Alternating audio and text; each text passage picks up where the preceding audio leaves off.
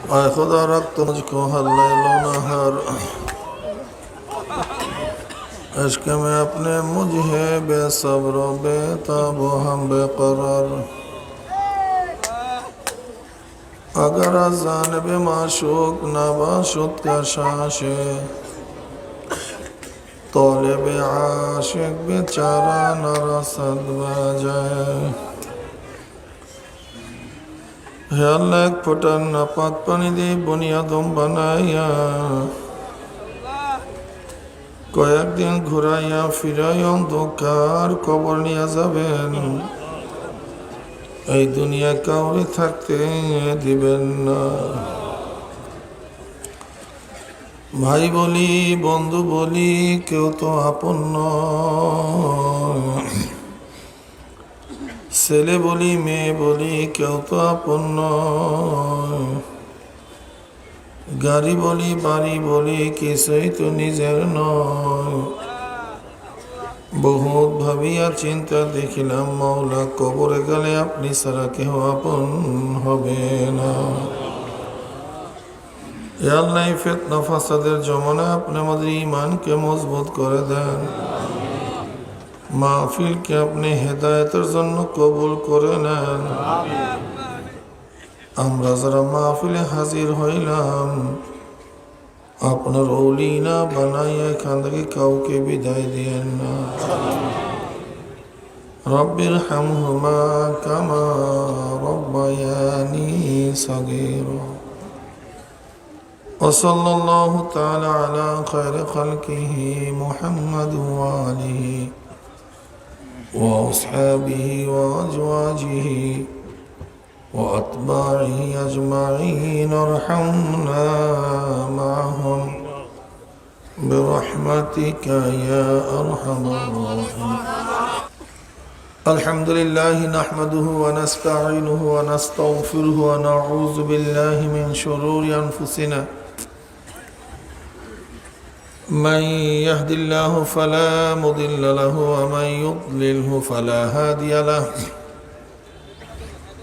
ونشهد أن لا إله إلا الله وحده لا شريك له ونشهد أن محمدا عبده ورسوله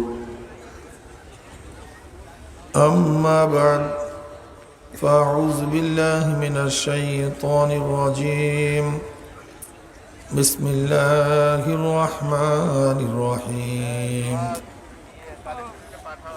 يا أيها الذين آمنوا صلوا عليه وسلموا تسليما اللهم صل على سيدنا ونبينا وحبيبنا مولانا محمد صلى الله عليه وعلى آله وأصحابه وبارك وسلم شهد الشريف الله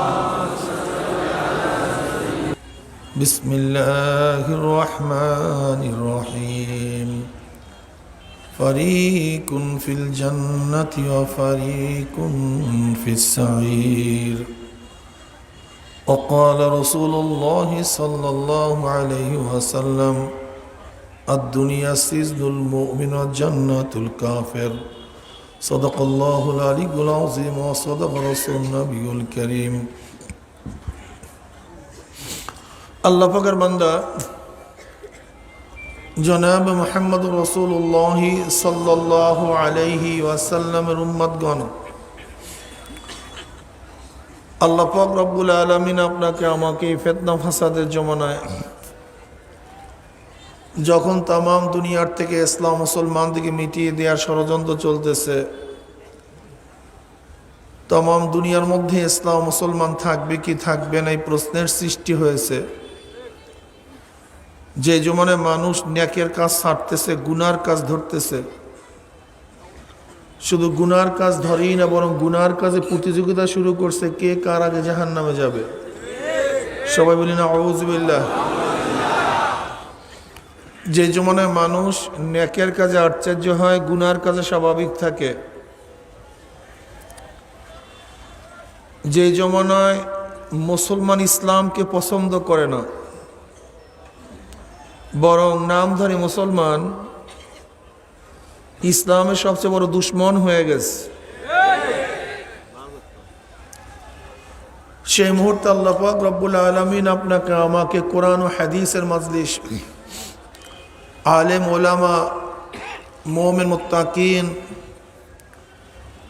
এই জাকিরিন শাকিরিনদের গুরুত্বপূর্ণ এক দামি মাজলিসে আসার, বসার, বলার, শোনার তৌফিক আল্লাহ পাক দান করছেন। এর জন্য শুকরিয়া আদান সবাই বলে আলহামদুলিল্লাহ। এই মাজলিস অনেক গুরুত্বপূর্ণ, অনেক দামি। দুনিয়ার মধ্যে যারা দামি হয় তাদেরকে গার্ড অব অনারের ব্যবস্থা করা হয়। আপনারা দামি হওয়ার কারণে গার্ড অব অনার হিসাবে ফেরেশতারা গোটা এরিয়াকে ঘিরা ফেলাইছে। ওয়ান আবি হুরায়রা রাদিয়াল্লাহু তাআলা আনহু قال قال رسول الله صلى الله عليه وسلم إن لله ملائكة يطوفون في الطرق يلتمسون أهل الذكر فإذا وجدوا قوما يذكرون الله تعالى تنادوا هلموا إلى حاجتكم فيحفونهم بأذنة السماء الدنيا। বুখারীর মধ্যে রওয়ায়াত আসছে, একদল ফেরেশতা দুনিয়াতে আসছে জাকিরিনদের তালাশ করার জন্য, খোঁজ করার জন্য, কোথায় জাকিরিনদের জামাত পাওয়া যায়। স্পেশাল ব্রাঞ্চ, এরা শুধু আসছে দুনিয়াতে, বিভিন্ন ফেরেশতারা বিভিন্ন কাজে আসছে দুনিয়াতে, কিন্তু এই ফেরেশতারা আসছে শুধু জাকিরিনদের তালাশ করার জন্য, জাকিরিনদের জামাত খোঁজ করার জন্য, তাদেরকে রিসিপশন জানাবার জন্য। যখনই এই ফেরেশতাদের দলের মধ্য থেকে কোনো এক দল জাকিরদের জামাতের তালাশ পেয়েই বসে, এক দল আর এক দলকে ডাক দেয়, তানাদাও হালুম্মু ইলা হাজাতিকুম, ও ভাই ফেরেশতা, যেই জামাতের খোঁজে দুনিয়াতে আসছি সেই জাকিরদের জামাত চাঁদপুরের মাঠে পাওয়া গেছে।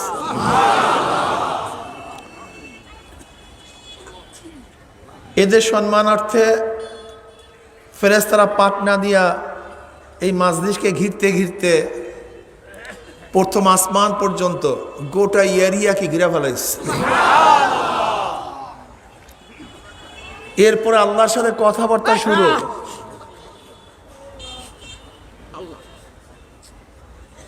আল্লাহ পাক রব্বুল আলামিন বিভিন্ন প্রশ্ন ফেরেশতাদেরকে করছে, ফেরেশতারা বিভিন্ন জবাব দিছে। আল্লাহ পাক জবাবে খুব খুশি হয়ে গেছেন। এবার সিদ্ধান্ত দেন। কে সিদ্ধান্ত দেয়? খোদ আল্লাহ নিজে। এবার আল্লাহ পাক সিদ্ধান্ত দেন, উশহিদুকুম আন্নী কদ গাফারতু লাহুম, ফেরেশতারা সাক্ষী থাক, গোটা মাজলিসের বান্দাদের গুনাহ খাতা আমি সব মাফ করে দিচ্ছি। ইয়াকুলুল মালাকু মিনাল মালাইকাতি ফীহিম ফুলানুন লাইসা মিনহুম ইন্নামা জালি হাজাতান ইয়াকুলুল্লাহু আযজা ওয়া জাল্লা হুমুল যুলাসা উলা ইয়াশকা জালিসুহুম, রাহুল বুখারী। এর জন্যই মাজলিসকে আমি ধোলাই কারখানা বলি। যেরকম ধোলাইতে কাপড় চোপড় দিলে পরিষ্কার ধবধবে সাদা হয়ে যায়, ময়লা সব দূর হয়ে যায়, ঠিক জাকিরিনদের মাজলিসেও যখন জাকিরিন চলে আসে, এই মাজলিসের বরকতে, জিকিরের বদৌলতে আল্লাহ পাক রব্বুল আলামিন তাদের গুনাহগুলো সাফ করে দেয়, একালে গুনাহ খাতা পরিষ্কার করে দেয়। অন্য রওয়ায়াতের মধ্যে আসছে কদ বুদ্দিল্লাহ সাইয়্যাতুকুম হাসানাত, আল্লাহ পাক রব্বুল আলামিন তাদের সমস্ত গুনাহকে নেকের দ্বারা পরিবর্তন করে দেবেন। কাজে এই মাজলিস অনেক গুরুত্বপূর্ণ, অনেক অনেক দামি। লা ইয়াকুদু কওমুন ইয়াসকুল্লাহ তাআলা ইল্লা হাফাতুহুল মালাইকা ওয়া গাশিয়াতুহুর রাহমা ওয়া নাযালাত আলাইহিমুস সাকিনা ওয়া যাকারুল্লাহু ফীমান ইনদাহু, রাহু মুসলিম। এই মাজলিস এত গুরুত্বপূর্ণ, এত দামি। আল্লাহ পাক রব্বুল আলামিন অনবরত মাজলিস ও রহমত সাকিনা বর্ষণ করতেছেন। আল্লাহ পাক রব্বুল আলামিন মাজলিসকে কেন্দ্র করে ফেরেশতাদের সাথে আলোচনাও শুরু করছেন। আসলে জিকির করতেই চাই না, জিকির করতেই চাই না, জিকিরের মাজলিসে বসতেই চাই না। কেমন যেন রোগ হয়ে গেছে আমাদের সবাই। আলেম ওলামারাও জিকির করি না, জিকিরের মাজলিসে বসি না। যারা পীরের মুরিদ না তারা তো বসাকে নাজায়েজই মনে করি, গুরুত্ব দেই না, নাজায়েজ মনে করি। ওয়ান মাবিয়া রাদিয়াল্লাহু তাআলা قال خرج رسول الله صلى الله عليه وسلم على حلقة من أصحابه قال ما أجلسكم قالوا جلسنا نذكر الله ونحمد على ما هدانا الإسلام ومن به علينا قال الله ما أجلس ذلك قالوا الله ما أجلس ذلك قال رسول الله صلى الله عليه وسلم أما إني لم أستحلفكم تحمة لكم ولكن آتاني جبرائيل فأخبرني أن الله يباهك الملائكة رواه مسلم।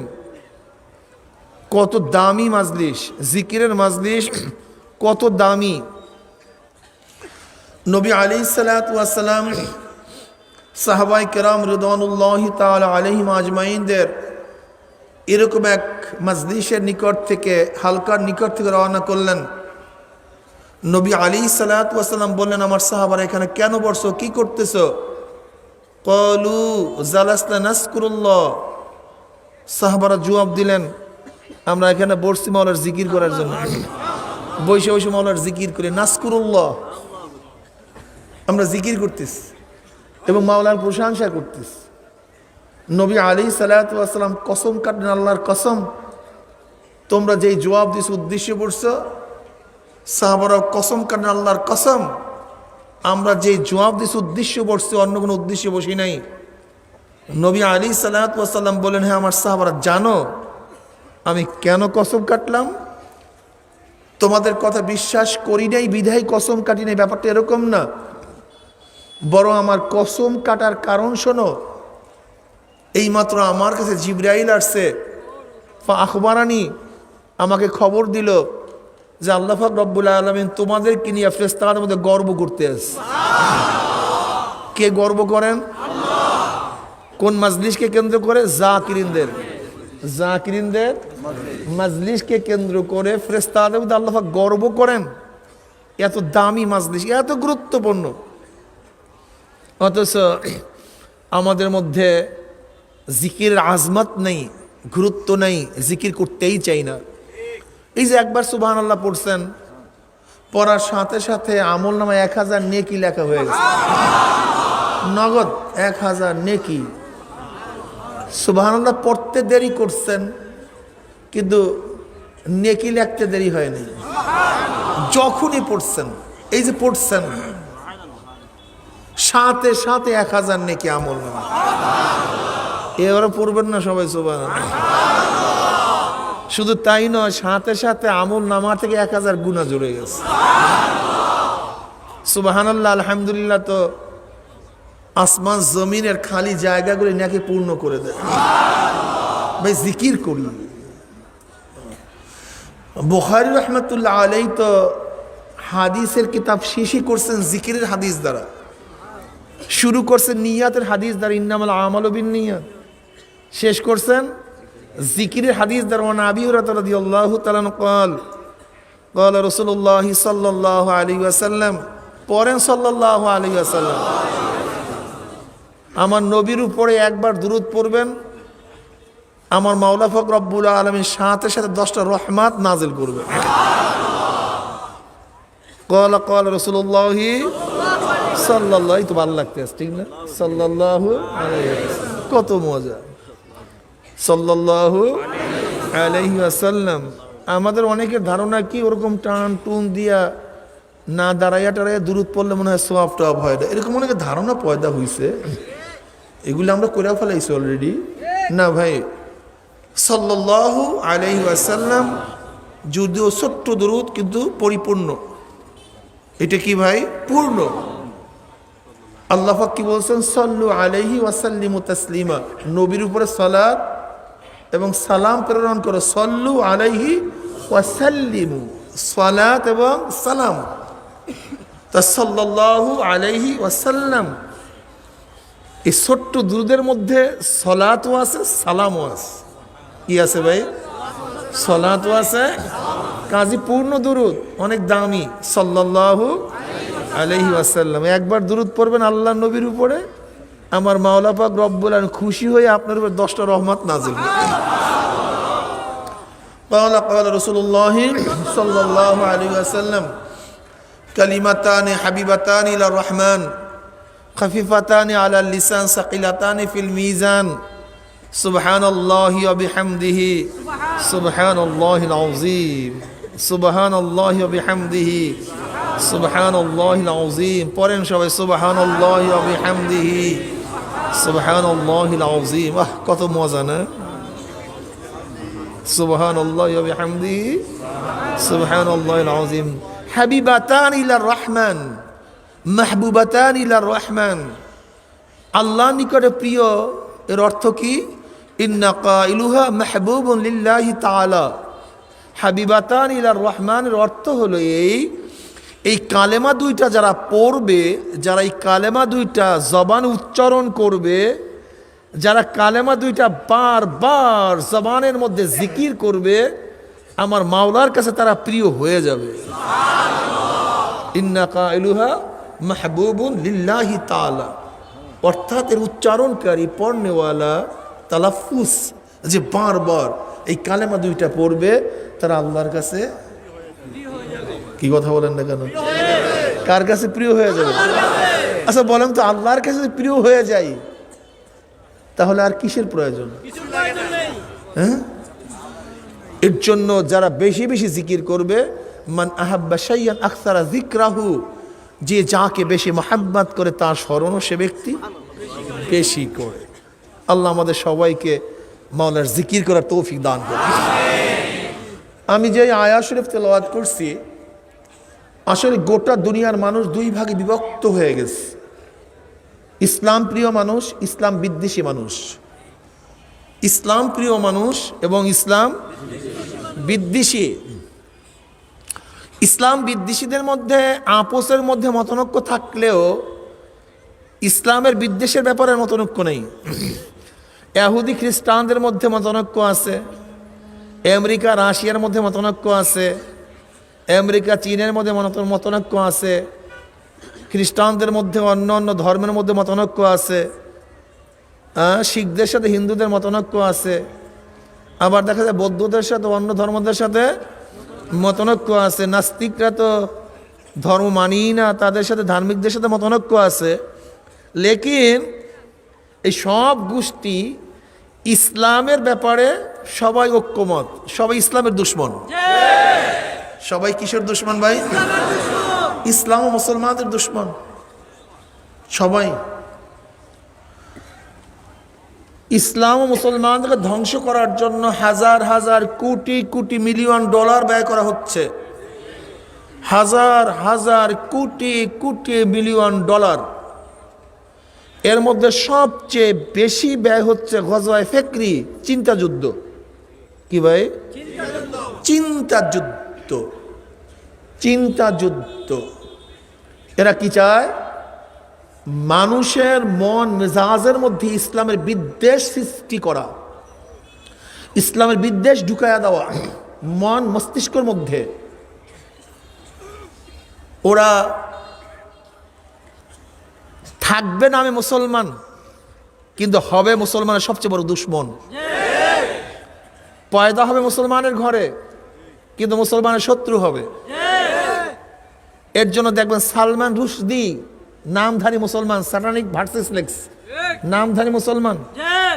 তসলিমা নাসরিন নাম মুসলমান, ইসলামের সবচেয়ে বড় বিদ্বেষী। আমি প্রায় বলি, মুসলমানের শত্রুতে ইহুদি, খ্রিস্টান, বৌদ্ধ, মুশরিক, ইসলামের দুশ্মনরা তো আছেই, কোনো সন্দেহ নাই। কিন্তু ইসলামের সবচেয়ে বড় দুশ্মন হলো নামধারী মুসলমান, সবচেয়ে মারাত্মক। নামধারী মুসলমান ইসলামের সবচেয়ে বড় দুশ্মন। এটা খুব মাথার মধ্যে আপনাদের রাখতে হবে। ইসলামের সবচেয়ে বড় দুশ্মন কারা ভাই? আমি প্রায় উদাহরণ দেই। জঙ্গে জামালের মধ্যে মুসলমানের শাহাদাত বরণের সংখ্যা ছিল 10,000। জঙ্গে সিফিনের মধ্যে মুসলমানের শাহাদাতের সংখ্যা ছিল 90,000। যে জঙ্গে সিফিন থেকে মুসলমানদের মধ্যে বিভেদ সৃষ্টি হয়েছিল, ভাগাভাগি, এই যত দল ফেরকা, খারিজি, রাফিজি, মুতাজিলি, মুআত্তিলা, জাবরিয়া, কাদরিয়া, শিয়া, এই সব কিছু সূচনা হয়েছিল জঙ্গে সিফিনের থেকে। আজ পর্যন্ত মুসলমান ঐক্য হতে কিয়ামত পর্যন্ত আর পারবেও না, আল্লাহ ভালো জানেন। এর পিছনে মাত্র একজন নামধারী মুসলমান ছিল। কয়জন? মাত্র একজন, আব্দুল্লাহ বিন সাবা। এই একজন নামধারী মুসলমান যে ইসলামের ক্ষতি করছে, যেই ক্ষতি লক্ষ লক্ষ মুসলমান শাহাদাত বরণের মাধ্যমেও হয়নি। একজন মুসলমান শাহাদাত বরণ হয়ে বাস জান্নাতে চলে যাবে, ওই পর্যন্তই শেষ। লেকিন যদি 20 বাষ্প যদি খারাপ কোনো মতবাদ যদি কার মাথার মধ্যে ঢুকানো যায়, তাহলে যুগে যুগে, শতাব্দীকে শতাব্দী ইসলাম ধ্বংস হয়ে যাবে, কোনো ইসলাম আর জাগ্রত হবে না। গজায় ফিকরি, চিন্তা যুদ্ধ। এই চিন্তা যুদ্ধের মাধ্যমে মুসলমানদেরকে ধ্বংস করার চক্রান্ত করতেছে। আমাদের বাংলাদেশে একই অবস্থা। শিক্ষার মধ্যে ইসলামের দুশ্মনী, সিনেমার মধ্যে ইসলামের দুশ্মনী। সিনেমার মধ্যে যেই ব্যক্তি সবচেয়ে খারাপ পাঠ করবে, সেই ব্যক্তির দাড়ি থাকবে, টুপি থাকবে, যে সবচেয়ে খারাপ। আপনি বুঝেন? খুব কঠিন মাসালা চলতেছে। আজকে মুসলমানের সন্তান জন্ম হয়েছে মুসলমানের ঘরে, কিন্তু দেখবেন টুপি দেখলেই ঘৃণা লাগে, দাড়ি দেখলেই ঘৃণা লাগে, লম্বা জামা দেখলেই ঘৃণা লাগে, সুন্নাতের কথা শুনলে চক্ষুর ভুরু বেঁকা হয়ে যায়, ইসলামের কথা শুনতেই পারে না, আলেমদেরকে কটূক্তি করে। এর কারণটা কোথায়? আমি বলি শোনো, একজন হিন্দুর বাচ্চা যদি মুসলমানের লালিত পালিত হয়, ও বড় হওয়ার পরে আল্লাহ বলবে না রাম বলবে? বাচ্চাটি হিন্দুর, আল্লাহ বলবে কেন? আচ্ছা বলেন তো, একজন মুসলিমের সন্তান যদি হিন্দুর লালিত পালিত হয়, বড় হওয়ার পর আল্লাহ বলবে না রাম বলবে? বাচ্চাটি মুসলমানের। তাহলে দেখা গেল জন্ম কোনো সাবজেক্ট না, জন্ম কোনো বিষয় না, জন্ম কোনো বিষয় নয়, কিচ্ছু না। মূল বিষয় শিক্ষা পরিবেশ। হ্যাঁ, যদি মুসলমানের সন্তান হিন্দুর শিক্ষায় শিক্ষিত হয়, হিন্দুর পরিবেশে বড় হয়, তার মুখ থেকে আল্লাহ বের হয় না রাম বের হয়? যদি হিন্দুর সন্তানও মুসলমানের ঘরে লালিত পালিত হয়, পরিবেশে থাকে, বড় হইলে মুখের থেকে রাম বের হয় না আল্লাহ বের হয়? তাহলে আমি কি বুঝলাম? জন্ম কোনো সাবজেক্ট না, বিষয় নয়, মূল বিষয় হলো শিক্ষা পরিবেশ। বলেন কি? এবার দেখুন তো আমাদের দেশে পরিবেশ এবং শিক্ষাটা কি? আমাদের দেশের পরিবেশ এবং শিক্ষাটা কি? গোটা দুনিয়ার পরিবেশ শিক্ষাটা কি? আমরা সবাই একমত হলাম এইমাত্র যে মূল বিষয় পরিবেশ শিক্ষা। এর জন্য ইহুদি খ্রিস্টান ইসলামের দুশ্মনরা গোটা দুনিয়ার মধ্যে গজায় ফেকরি চিন্তা যুদ্ধের মাধ্যমে এই পরিবেশ এবং শিক্ষার মধ্যে ইসলামের দুশ্মনী ঢুকাই দিস। তুই জন্ম হবি মুসলমানের ঘরে, কিন্তু তোর মেধা থাকবে নাস্তিকতাবাদ। তুই জন্ম হবি মুসলমানের ঘরে, তোর মেধার মধ্যে থাকবে মুসলমানের শত্রুতা। তুই জন্ম হবি মুসলমানের ঘরে, কিন্তু তোর মাধ্যমে ইসলামকে ধ্বংস করে ফেলবো। তুই নবীকে কটূক্তি করবি, ইসলামকে গালি দিবি। বুঝেন? মরিস বুখাইলি বিজ্ঞানী, খ্রিস্টান ছিল। আল্লাহ পাকের শুকর, শিক্ষা পাওয়ার কারণে, দিন পাওয়ার কারণে সে দি অরিজিন অফ ম্যান, ডারউইনের থিওরিকে রদ করে কত মজবুত বই লিখছেন। কোরআন বাইবেল, বিজ্ঞান কোরআন বাইবেল, এর উপর কত মজবুত বই লেখছেন, অথচ আমাদের দেশের মুসলমানেরা জন্ম হওয়া হাজারো মুসলিম সন্তানেরা ইসলামের বিরুদ্ধে বই লেখে। এই শুধু শিক্ষা এবং পরিবেশ। এর জন্য দেখছেন নার্সারি থেকে শুরু করে কিন্ডারগার্টেন থেকে শুরু করে ইউনিভার্সিটি পর্যন্ত যেখানে যতটুকু ইসলামের শিক্ষা ছিল আস্তে আস্তে আস্তে আস্তে সব কিছু মিটাই দিচ্ছে। আজকে অনুষ্কা পয়দা হইছে, আজকে দিহান পয়দা হইছে, হবে না কেন? কারণটা কি? এইটের বইয়ের মধ্যে কি লিখছে? এইটের মধ্যে কি লিখছে? যে আপুসের রাজির ভিত্তিতে যৌনতা দোষণীয় না। যারা বলেন নাউযুবিল্লাহ। এই যদি এইটের বাচ্চারা পড়ে, এইটা যদি মাথার মধ্যে ঢুকায়, উস্তাদরা পড়ায়, তখন কি ভালো হবে না খারাপ হবে? এই সিদ্ধান্ত আপনাদের সিদ্ধান্ত। হ্যাঁ, ইসলামের বিদ্বেষী হবে কেন বলেন তো? আচ্ছা বলেন তো, একজন গাঁজাখোর, নেশাখোর, যখন আপনি তাকে বাধা দেন, আপনাকে সে কি করবে? আক্রমণ করবে। কেন? গাছাটা কি ভালো জিনিস নাকি? আপনি বাধা দিলে তো আরো আপনার তারিফ করা উচিত ছিল, প্রশংসা করা উচিত ছিল, কিন্তু আপনাকে আক্রমণ করবে কেন? নেশাগ্রস্ত। কি গ্রস্ত? হিতাহিত জ্ঞান নাই। ঠিক তদ্রূপ ওরা গবেষণা করছে যে মুসলিম সন্তানদেরকেও যদি যৌনতার নেশার মধ্যে মত্ত করে দিতে পারি, ওরা যখন যৌনতার নেশার মধ্যে মত্ত হয়ে যাবে, ওরা দেখবে বাধা দেয় কে? ইসলাম, এছাড়া কেউ না। এই তখন তার ইসলাম বিদ্বেষী হয়ে যায়। ইসলাম বিদ্বেষী হওয়ার কারণটা কি? এর কারণটা কোথায়? ইসলামের মধ্যে এমন কোন জিনিস নেই যেটা বিদ্বেষী হওয়া উচিত, এমন কোন জিনিস নেই যেটা খারাপ। বলে ইসলামের প্রত্যেকটা আদর্শ সর্বোৎকৃষ্ট, সর্বশ্রেষ্ঠ। এরপর মুসলিম সন্তানরা ইসলাম বিদ্বেষী হওয়ার কারণটা কোথায়? দেখে গবেষণা করছেন? আমরা গবেষণা করি নেই। এর মূল কারণ হলো প্রথম আমাদের সন্তানদেরকে চরিত্রহীন করে, চরিত্রহীন অবস্থায় যখন চলতে থাকে, হঠাৎ করে যখন তাদের সামনে ধর্ম এসে বাধা দেয়, তখন তারা ধর্মের বেড়াটাকে, এই ওয়ালটাকে ছিন্ন করার জন্য চেষ্টা করে। যে আমাদের প্রগতির বাধা হলো এই ওয়াল, আমাদের প্রগতির বাধা হলো এই ধর্ম, আমাদের প্রগতির বাধা হলো ইসলাম। কাজে ইসলামকে ধ্বংস করা ব্যতীত আমরা এই কাজগুলি করতে পারবো না। আমরা ছেলে মেয়ে রাখে থাকতে পারবো না, আমরা মদ পান করতে পারবো না, আমরা গাঁজা সেবন করতে পারবো না, আমরা ঘুষ খেতে পারবো না, আমরা সুদ খেতে পারবো না, আমরা অবৈধভাবে চলতে পারবো না। এই বাস তখন তারা বিদ্বেষী শুরু করে, ইসলামের বিদ্বেষী হয়ে ওঠে, ইসলামের শত্রুতা শুরু করে। এর জন্য ছোটবেলার থেকে পরিবেশটা এমনভাবে সৃষ্টি করেছে যেন ছোটবেলার থেকেই পরিবেশই ওকে ইসলামী বিদ্বেষী বানায় দেয়, ইসলাম বিদ্বেষী বানায় দেয়। সেইভাবে চলতেছে। কি হয় আজকে বর্তমানে দেখবেন, যদি আপনাকে বলি good bye, good bye, tata tata, এই সন্তানটা আধুনিক। যদি বলি আসসালামু আলাইকুম, তাহলে সাম্প্রদায়িক। যদি বলি টাটা, আধুনিক। গুড বাই, গুড মর্নিং, যদি বলি আসসালামু আলাইকুম, আল্লাহ হাফেজ, সাম্প্রদায়িক। কারণটা কি? অথচ good bye, good morning, tata সব খ্রিস্টানদের। সবগুলো কোথা থেকে আসছে?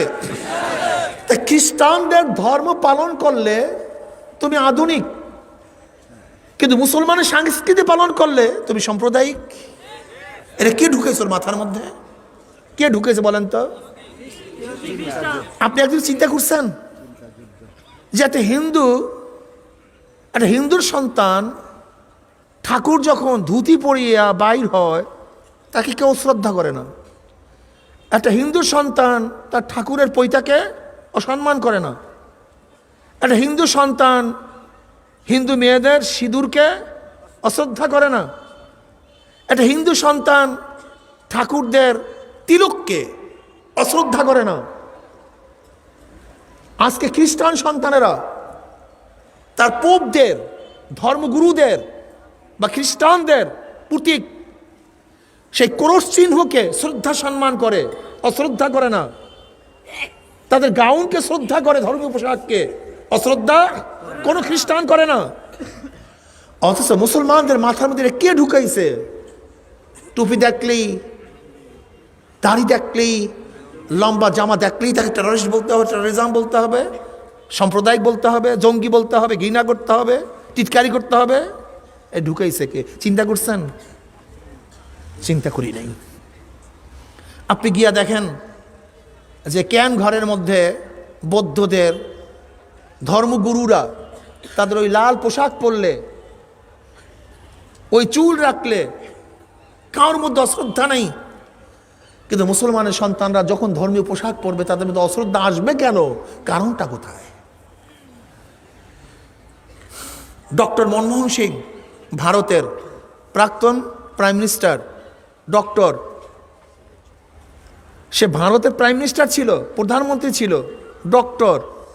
কই তার মাথার মধ্যে শিখদের পট্টি ছিল, শিখদের চুল ছিল, শিখদের দাড়ি তার চেহারার মধ্যে ছিল, শিখদের মোচ ছিল, শিখদের ছুরি তার মধ্যে ছিল না। শিখদের কোনো পোশাক প্রাইম মিনিস্টার হইতে বাধা দেয় নাই, ডক্টর হইতে বাধা দেয় নাই। কিন্তু আজকে বাংলাদেশের কোনো রকমের যদি আপনি ক্যাডার হন, বিসিএস ক্যাডার হন, এমপি হন, মিনিস্টার হন, তাহলে প্রথম ইসলামকে জবাই না দিলে মনে হয় এমপিত্ব করে শুদ্ধ হয় না, মন্ত্রিত্ব করে শুদ্ধ হয় না, ক্যাডারকেই ঠিক হয় না। কারণটা কোথায়? মুসলমান চিন্তা করছে একদিনও? একদিনও চিন্তা করি নেই, একদিনও চিন্তা করি নেই। তুমি কি দেখছো ভারতের প্রাইম মিনিস্টার বাজপেয়ী বাংলাদেশে আসছে ধুতি পরিয়া, প্যান্ট শার্ট পরিয়া আসে নাই, ধুতি পরিয়া। বাজপেয়ী বাংলাদেশে ধুতি পরিয়া আসতে কোনো বাধা নেই, সমস্যা নাই। ধর্মীয় পোশাক, তাদের ধর্মীয় পোশাক পরতে কোনো সমস্যা নাই। কিন্তু আমাদের মুসলিম সন্তানদের কি হলো? এই মাথার মধ্যে কে ঢুকাইছে ওদের মাথার মধ্যে? এর কারণটা কোথায়? যে মুসলিম সন্তানরা কেন টুপি পরিয়া কলেজে যেতে পারবে না? দাঁড়া রাখিয়া কেন কলেজে যেতে পারবে না? সুন্নাতে জামা পরিয়া কেন ইউনিভার্সিটি যেতে পারবে না? তারা সুন্নাত অনুযায়ী চলিয়া কেন ম্যাজিস্ট্রেট হতে পারবে না? কেন জজ হতে পারবে না? কেন সচিব হতে পারবে না? কেন প্রধান বিচারপতি হতে পারবে না? কেন প্রধান সেনাপতি হতে পারবে না? অথচ কয়েক মাস আগে ভারতের বিমান বাহিনীর প্রধান আসছে, এই কয়েক মাস আগে, তিনিও শিখ, তার মাথার মধ্যে শিখদের পট্টি, তার চেহারার মধ্যে শিখদের দাড়ি, তার মধ্যে শিখদের গোপ, শিখদের পশম, তার সমস্ত গায়ের মধ্যে শোভা পায়। কেন? শিখরা জন্মগত কোনো পশমই কাটে না, কোনো জায়গারই পশম কাটে না। যদি শিখ ধর্ম অবলম্বন করে বিমান বাহিনীর প্রধান হতে অসুবিধা না হয়, সমস্যা না হয়, আপনি কি পারবেন আমাদের বাংলাদেশের প্রধান সেনাপতি আজকে হুজুর হওয়া? চিন্তাই নেই কার মাথার মধ্যে। এটা হয় কিভাবে? একজন হুজুর কিভাবে, বিমান বাহিনীর প্রধান কিভাবে হবে, প্রধান সেনাপতি কিভাবে হবে, একজন হুজুর কেন প্রধান বিচারপতি হবে? আপনি চিন্তা করতে পারছেন? চিন্তা করেন নাই, মাথার মধ্যে আসে নাই। নিয়াজি সাহেব যখন অরোরার কাছে আত্মসমর্পণ করছে, নিয়াজি সাহেব সে ছিল পাকিস্তানের সেনাপ্রধান, অরোরা সাহেব ছিল ভারতের সেনাপ্রধান। অরোরা একজন শিখ, দেখেন সে চুক্তিনামার ছবি এখনো আছে, এই মোস, এই পট্টি, এই দাড়ি। অরোরা সাহেব একজন শিখ, প্রধান সেনাপতি ছিল ভারতের। না, কোনো আপত্তি নেই, কোনো আপত্তি নেই। আপত্তি তো নাই, কোনো শিখ মেয়েরা এই আন্দোলনও তুলে নাই, এই প্রশ্নও তুলে নাই, যাই কোনো পশমই কাটে না, আমি তার কাছে বিবাহ বসবো না, এই প্রশ্ন কোনো কোনো শিখ মহিলা তুলে নাই যে আমি ডক্টর মোহাম্মদ শেখের কাছে বিবাহ বসবো না, ওই বিমান বাহিনী প্রধানের কাছে বিবাহ বসবো না, ওই অরোরার কাছে বিবাহ বসবো না। না, কোনো আপত্তি নেই, আপত্তি তোলে নেই। কিন্তু মুসলিম মেয়েদের মধ্যে এই ধারণা কে ঢুকাইছে যে দাড়ি রাখলেই পছন্দ করব না, টুপি পরলে পছন্দ করব না, সুন্নাত জামা পরলেই পছন্দ করব না? চিন্তা করছো? গাজওয়ায়ে ফিকরি, চিন্তা যুদ্ধ, চিন্তা যুদ্ধ। তোমার মাথার মধ্যে নাস্তিকতাবাদ, ইসলাম বিদ্বেষী ভাব এমন ভাবে ঢুকাইয়া দিছে, তুমি জন্ম হচ্ছে মুসলমানের ঘরে, কিন্তু ইসলামের কৃষ্টি কালচার তোমার কাছে ভালো লাগবে না। তুমি কি দেখছো আমেরিকার সংবিধান কি বলছে? আমেরিকার সংবিধান কি বলছে? যে খ্রিস্টান ব্যতীত আমেরিকার কেউ প্রেসিডেন্ট হতে পারবে না। দুনিয়ার কেউ তাদেরকে সাম্প্রদায়িক বলে না। কিন্তু আজকে যদি বাংলাদেশের সংবিধানে লেখা হয় যে মুসলিম ব্যতীত কেউ প্রেসিডেন্ট হতে পারবে না, প্রাইম মিনিস্টার হতে পারবে না, তাহলে অবস্থাটা কি হবে বলেন তো? তোলপাড় হয়ে যাবে।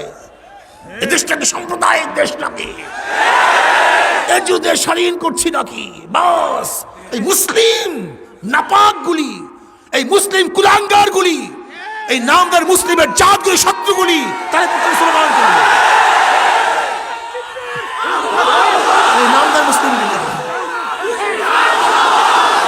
শোনেন, আজকে দেখেন দেখেন আমেরিকার সংবিধান কি লেখা আছে যে বাইবেলের উপরে হাত রেখে শপথ করতে হবে।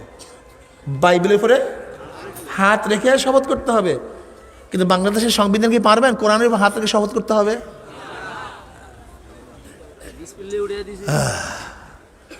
কষ্ট লাগে খুব। মুসলিমদের মাথার মধ্যে ঢুকাইছে কি এটা? ঢিপা ঢিপ আস্তে আস্তে ঢুকাই দিস, আস্তে আস্তে আস্তে আস্তে। ওলামা হেন কা শানদার মাজি মুসান্নিফ 4 খণ্ডে বলি আমি, এখন 2 খণ্ডে, 2 জেল। ওলামা হেন কা শানদার মাজির মধ্যে মুসান্নিফ 200 বছর ব্রিটিশ শোষণ করার ভিত্তিতে মুসলমানদের ক্ষতিটা কি হলো? ওরা তো 200 বছর শাসন করে না, শোষণ করেছে। কত বছর? কিন্তু মুসলমানের ক্ষতিটা কি হয়েছে? 200 বছর বসে ব্রিটিশ করছে নাকি? এবার মুসান্নিফ লিখে শুধু মাথার মধ্যে একটা জিনিস ঢুকাই দিছে খুব স্লো ভাবে। সেটা কি? যে আমার কাজ, আমার এই কর্ম, আমার এই সংস্থা সিয়াসাত মুক্ত, রাজনীতি মুক্ত। শুধু একটা কথা ঢুকাই দিছে। কি ঢুকাইছে? আমার এই কাজ, আমার এই কর্ম, আমার এই প্রতিষ্ঠান কি মুক্ত? রাজনীতি, সিয়াসাত। এই কথা তো আমরা গর্বের সাথে বলি, এ তো বুক উঁচা করিয়া বলি। বরং অলি হইতে হইলে তো এইটা লাজেম এখন জরুরি। অথচ মুসান্নিফ বলতেছে ব্রিটিশ ঢুকাইছে মাথার মধ্যে। আজীব ব্যাপার, সব উল্টো হয়ে গেল না? মুসান্নিফ বলতেছে ব্রিটিশ এটা আমার মাথার মধ্যে ঢুকাইয়া দিছে, অথচ এই জিনিসটা তো আমরা গর্বের সাথে বলি যে আমার প্রতিষ্ঠান কি মুক্ত, আমার এই কাজ, এটা তো গর্বের সাথে বলি। বরং যদি কেউ রাজনীতি করে থাকে তো অলি মনে করি না, এটা পীরই মনে করি না, তো অলি ধারে কাছেও নাই। এইটা যেটা বলি গর্বের সাথে, এটা বিদেশ ঢুকেলো কিভাবে? আপনি চিন্তা করছেন? না, চিন্তা করেন নাই। চিন্তা একটা রাজনৈতিক যুক্ত, রাজনৈতিক মুক্ত। কয়টা শব্দ ভাই? কি কি বলেন তো? আচ্ছা, ক্ষমতায় কারা যায়? যারা রাজনৈতিক মুক্ত তারা ক্ষমতায় যায় না, যারা রাজনৈতিক যুক্ত তারা ক্ষমতায় যায়? তার মানে কি? তুমি রাজনীতি মুক্ত, যারা ক্ষমতায় যায় তারা রাজনীতি যুক্ত। তা তুমি যেহেতু রাজনীতি মুক্ত, তুমি জীবনভর গোলামি করবা, আর যারা রাজনীতি যুক্ত তারা বাদশাহী করবে। ছোট্ট একটা কথা, কথা ছোট্ট। তুই জীবনভর গোলাম, তোর গলার মধ্যে গোলামের জিঞ্জির লাগাইয়া দিছি, তুই জীবনভর গোলামি করবি আর আমি বাদশাহী করব। তুই আমার পায়ের নিচে থাকবি, আমি সবসময় চেয়ারে থাকবো। তোর মাথার মধ্যে ঢুকাই দিছে আমি, তুই রাজনীতি মুক্ত, আমি রাজনীতি যুক্ত। যে রাজনীতি মুক্ত সে ক্ষমতায় যায় না, যে রাজনীতি যুক্ত সে ক্ষমতায় যায়। কাজে আমি ক্ষমতায় যাব, তুই আমার অধীনস্থ থাকবি। এটা বরকত মনে করতিস? গজওয়ে ফিকরি, চিন্তা যুদ্ধ। এটা মাথার মধ্যে টিপ দিয়ে ঢুকাই দিস, যা লাগাই দিস। আমার প্রতিষ্ঠান ছাত্র আন্দোলন করে না, ছাত্র রাজনীতি হারাম। আচ্ছা বলেন তো, যেই সংগঠনের ছাত্র রাজনীতি আছে তারা ক্ষমতায় যায় না যাদের ছাত্র রাজনীতি নাই তারা ক্ষমতায় যায়? তার মানে কি তুমি জীবনে ক্ষমতায় যাবো না, তোর জীবনের ক্ষমতায় নেব না, তোর মাথার মধ্যে ঢুকাই দিছি তুই জীবনের ক্ষমতায় না যাও, সেই প্ল্যান আমি করছি, তুই যেন ক্ষমতায় না যাও। যাদের ছাত্র সংগঠন আছে তারা ক্ষমতায় যায়, যাদের ছাত্র সংগঠন নাই ক্ষমতার। তার মানে কি আমি বাদশা, তুই গোলাম, তোর গলার মধ্যে গোলামের জিনজির লাগাই দিস, তুই চিন্তাও করতে পারবি না। অথচ গৌরবের সাথে আমি বলতেছি এই কথা, আমি বলি আমি এইটা করি না, আমি পীর সাহেব, আমি এটা করি না। বুঝছেন কজয় ব্যক্তি বুঝেন চিন্তা যুদ্ধ।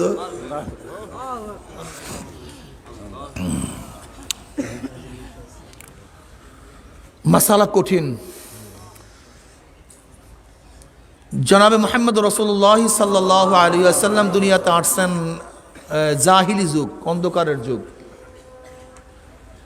যে যুগের মধ্যে এমন একটা সমাজ কায়েম করছেন, আসছেন কোন যুগে? অন্ধকার যুগে। সেখানে যজ্ঞের মধ্যে কি হইতো? খুনাখুনি, মারামারি, কাটাকাটি, ধর্ষণ, জেনা, বেবিচার, বাপ মার কার বাচ্চাকে বলাই যেত না, এই অবস্থা চলছিল। কার বাচ্চাকে বলাই যেত না, এই অবস্থা চলছিল। গোলামদের কোনো স্থান ছিল না, গরিবদের কোনো হাইসিয়াত ছিল না, মহিলাদের কোনো অবস্থান ছিল না, মেয়েদেরকে জীবন্ত কবর দিত, সম্মান ইজ্জাত বলতে কিচ্ছু ছিল না। যেখানে পরস্পরের মধ্যে বৎসরকে বৎসর, শত শত বৎসর পর্যন্ত যুদ্ধ চলতে থাকতো, এর নাম আইয়ামে জাহিলিয়াত যুগ। এগুলি সব কবরের কথা নিচের কথা বলতেছেন, উপরের কথা বলতেছেন। আমার নবী এসে কি করছেন? এই সমাজটাকে এত সুন্দর, এত ভালো এক সমাজ উপহার দিয়েছেন। নবী কি বললেন? মদিনার থেকে হাজরা মাউত পর্যন্ত, মক্কা পর্যন্ত একটা যুবতী, সুন্দরী, সুশ্রী এক মেয়ে হেঁটে হেঁটে একা একা যাবে, সে ধর্ষিতা হবে না, লুণ্ঠিত হবে না। হ্যাঁ, আনুষ্কা ওই দিহানের ঘরে যাওয়ার পরে মারা যাবে না তো দূরের কথা, ওর দিকে তাকাবেও না, এমন এক সমাজ আমি উপহার দেব। তার মানে এই গোটা এরিয়ার মধ্যে সমস্ত যুবকদের চরিত্র ভালো হয়ে যাবে, সমস্ত মানুষ দরিদ্র সীমার উপরে চলে যাবে, কেউ গরিব থাকবে না, সব ধনী হয়ে যাবে। যদি ধনী হয়ে যায় তাহলে কেউ চুরি করে, পকেট মারে, মানে লুণ্ঠিত হবে না। মানে গরিব নাই, কে লুণ্ঠন করবে? লুণ্ঠন করবে কে? সব চরিত্রবান। এটা সুন্দরী না বিশ্রী দেখার বিষয় নয়, আল্লাহ হারাম করছে, আমি তাকাবো না। এমন এক সুন্দর সমাজ আমি উপহার দেব। অথচ জনাবে মুহাম্মদ রাসূলুল্লাহ সাল্লাল্লাহু আলাইহি ওয়াসাল্লাম আসছেন দুনিয়াতে জাহিলিয়াতকে পরিবর্তন করে সুন্দর সমাজ দেওয়ার জন্য।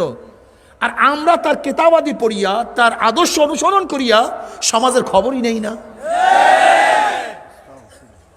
খবরই নেই না। সমাজের 12টা বাজুক, আমি মসজিদে আছি, মাদ্রাসে আছি। অথচ কোরআন কি বলছে? ফালাউলা নাফারা মিন কুল্লি ফিরকাতিন মিনহুম তাইফাতুন লিয়াতাফাক্কাহু ফিদ-দীন ওয়া লিয়ুনযিরু কওমাহুম ইযা রাজাউ ইলাইহিম লাআল্লাহুম ইয়াহযারুন। যেই গ্রাম থেকে, যেই মহল্লার থেকে ইলমে দ্বীন শিক্ষা গ্রহণ করার জন্য আসছো, সেখানে ইলমে দ্বীন শিক্ষা গ্রহণ করার পরে ওই এলাকায় চলে যাও।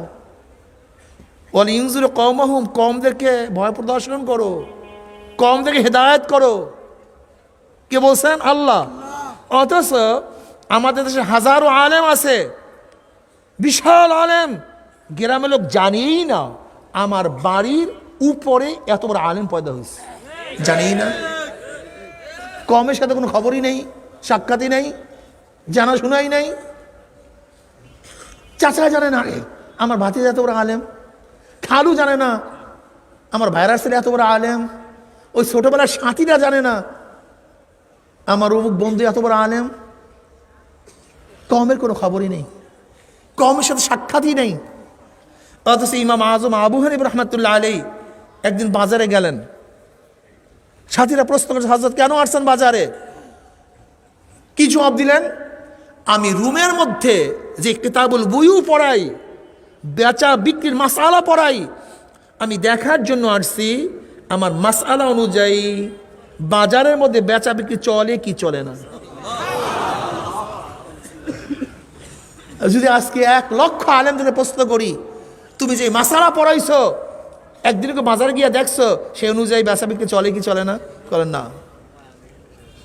আমার নবী ফতুয়া দিছেন, আমার নবী ফতুয়া প্রয়োগ করছেন, আমার নবী ফতুয়া প্রয়োগের স্থান করছেন। 3টা কাজ করছেন। কয়টা কাজ?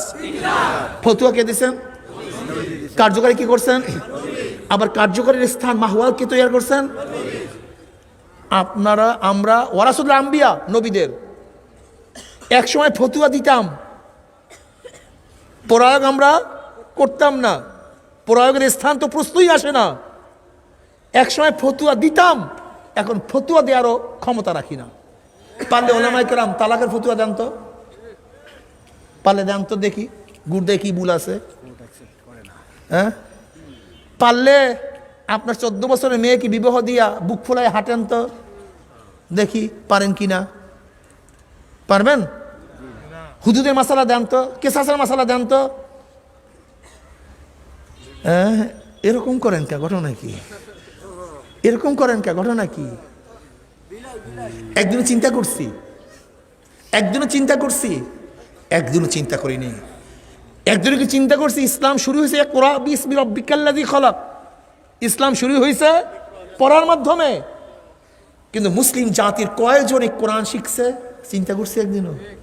হ্যাঁ, আপনি ভাবেন কি আমার মাদ্রাসাতে এত ছাত্র আছে, আরে খোদা কে আমার এত দর্শে এত ছাত্র আছে, যাই হোক সংখ্যা কমু না নিজেরাই লজ্জাভাবের জন্য। অথচ মেট্রিকে প্রতি বছর, এক মেট্রিকে প্রতি বছর বাংলাদেশে 25 লক্ষ ছাত্রছাত্রী পরীক্ষা দেয়। 25 লক্ষ শুধু মেট্রিকে। গোটা বাংলাদেশের সমস্ত মাদ্রাসায় কজন ছাত্র আছে? হ্যাঁ, নিজেরা নিজেরা কত কি মনে করি। একটা ইউনিয়নের মধ্যে কয়টা প্রাইমারি স্কুল, কয়টা হাই স্কুল, আর কয়টা দাওরা মাদ্রাসা দেখেন তো, কয়টা কাফিয়া পর্যন্ত মাদ্রাসা, তাহলে ওখানে ছাত্র কত, এখানে ছাত্র কত। আজকে আমাদের যুবকদের মাথার মধ্যে সেই দারুণী থিওরি, ইসলাম বিদ্বেষী। আজকে গোটা শিক্ষা সমাজ, শিক্ষা প্রতিষ্ঠান কাদের কাছে জানেন আপনি? খবরই নেই। জানেন কারা, কত পার্সেন্ট কারা? খবর নেই। আজকে মুসলিম সন্তানদের মেজাজের মধ্যে, মাথার মধ্যে শুধু ইসলাম বিদ্বেষ ঢুকায় দিস। এর মধ্যে ঢুকেছে রাজনীতির ভিত্তি, রাজনীতির মাধ্যমে। কিসের মাধ্যমে? অপসংস্কৃতির মাধ্যমে। ভ্যালেন্টাইন্স ডে আমাদের সন্তানরা পালন করে, 31st নাইট আমাদের সন্তানরা পালন করে, পহেলা বৈশাখ আমাদের সন্তানরা পালন করে। আমাদের সন্তানরা, আমাদের সন্তানরা, আমাদের মুসলিম সন্তানরা, আমাদের মুসলিম সন্তানরা সর্বজনীন শারদীয় দুর্গা পূজা, সর্বজনীন শারদীয় দুর্গা পূজা, শারদীয় দুর্গা পূজা। ধর্ম যার যার, উৎসব থাকার জন্য বলেন নাউযুবিল্লাহ। ব্যবসা যার যার, দোকান যার যার, ব্যবসা সবার, জমি যার যার, ফসল। এই একই অবস্থা হলো নাকি? অপসংস্কৃতি, এগুলো কি ভাই? অপরাজনীতি। রাজনীতির ভিত্তিতে আজ হাজার মুসলমান সন্তানরা ধ্বংস হয়ে যাচ্ছে। সেটা কি? ইসলাম বলছে এইটা, আমার দল বলছে এইটা, ইসলাম বলছে এইটা, আমার নেতা বলছে এইটা। কাজে যেহেতু আমি দল করি, ইসলাম মানতে পারি না। যেহেতু আমি দল করি, এখানে নবীর কথা শুনতে পারি না। রাজনীতির কারণে বর্তমানে যুবক সন্তানরা সবচেয়ে বেশি গুমরা হয়ে যাইতেছে। কারণ কি? ওরা একদিন ঘুরলে একটা ফেন্সির পয়সা পায়, 1 কলকি গাজার পয়সা পায়, 5 লিটার তেলের পয়সা পায়, একটু পিস্তলের ডান্ডা দেখলে ওদের মধ্যে নতুন উৎসাহ পয়দা হয়, একটু মাথার মধ্যে এরকম বারবার আঙ্গুল ঠেললে চুলের মধ্যে ওদের মধ্যে একটা ভিন্ন স্পৃহা পয়দা হয়। প্যান্ট পুন পরিয়ে একটু মাজা ঢুলাইতে পারলে মনে হয় যেন আমরা কি যে হয়ে গেছি। একজনকে অপমান করতে পারলে সে মনে করে আমি মুস্তান হয়ে গেছি। কেউ থেকে ভয় পাইলে মনে হয় আমি গুন্ডাও হয়ে গেছি। কি কথা ঠিক না? এরকম বিভিন্ন অপসংস্কৃতির মাধ্যমে আমাদের যুবক সন্তানের ধ্বংস করে ফেলাই দিয়েছে। আমাকে ভয় পায়। তোমাকে ভয় পাবে কেন? মানুষ পাগলা কুত্তাকে ভয় পায়, তোকে দেখলে ভয় পাবে কেন? কারণ দেখো মানুষ হও না, পাগলা কুত্তা হয়ে গেছে। যদি মানুষ হইতা তাহলে ভয় পাবে কেন? তুমি মানুষ হলে তোমার কাছে আশ্রয় গ্রহণ করে, মানুষ বিপদে পড়লে মানুষের কাছে মানুষ আশ্রয় গ্রহণ করবে, কিন্তু তোমাকে ভয় পায়। তুমি মানুষ হও নাই, পাগলা কুকুর হয়েছে। যুবকদেরকে মানে পরিবেশ এমনভাবে সৃষ্টি করছে, পরিবেশ এমনভাবে সৃষ্টি করছে, একটা যুবক ইচ্ছা করলেও সে সুন্নাত অনুযায়ী সমাজে চলতে পারে না। এইভাবে সমাজ তারা সৃষ্টি করছে, পরিবেশ সৃষ্টি করছে। এই সমাজ ভাঙতে হবে, নতুন সমাজ গড়তে হবে। কি কথা ঠিক না? ইনশাআল্লাহ এই সমাজ, নতুন সমাজ, এমন সমাজ গড়তে হবে যেখানে টুপি ছাড়া ঢুকতে লজ্জা লাগবে।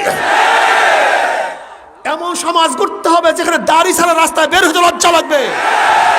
এমন সমাজ গড়তে হবে বোরকা ছাড়া মহিলা বের হতে পারবে না ইনশাআল্লাহ।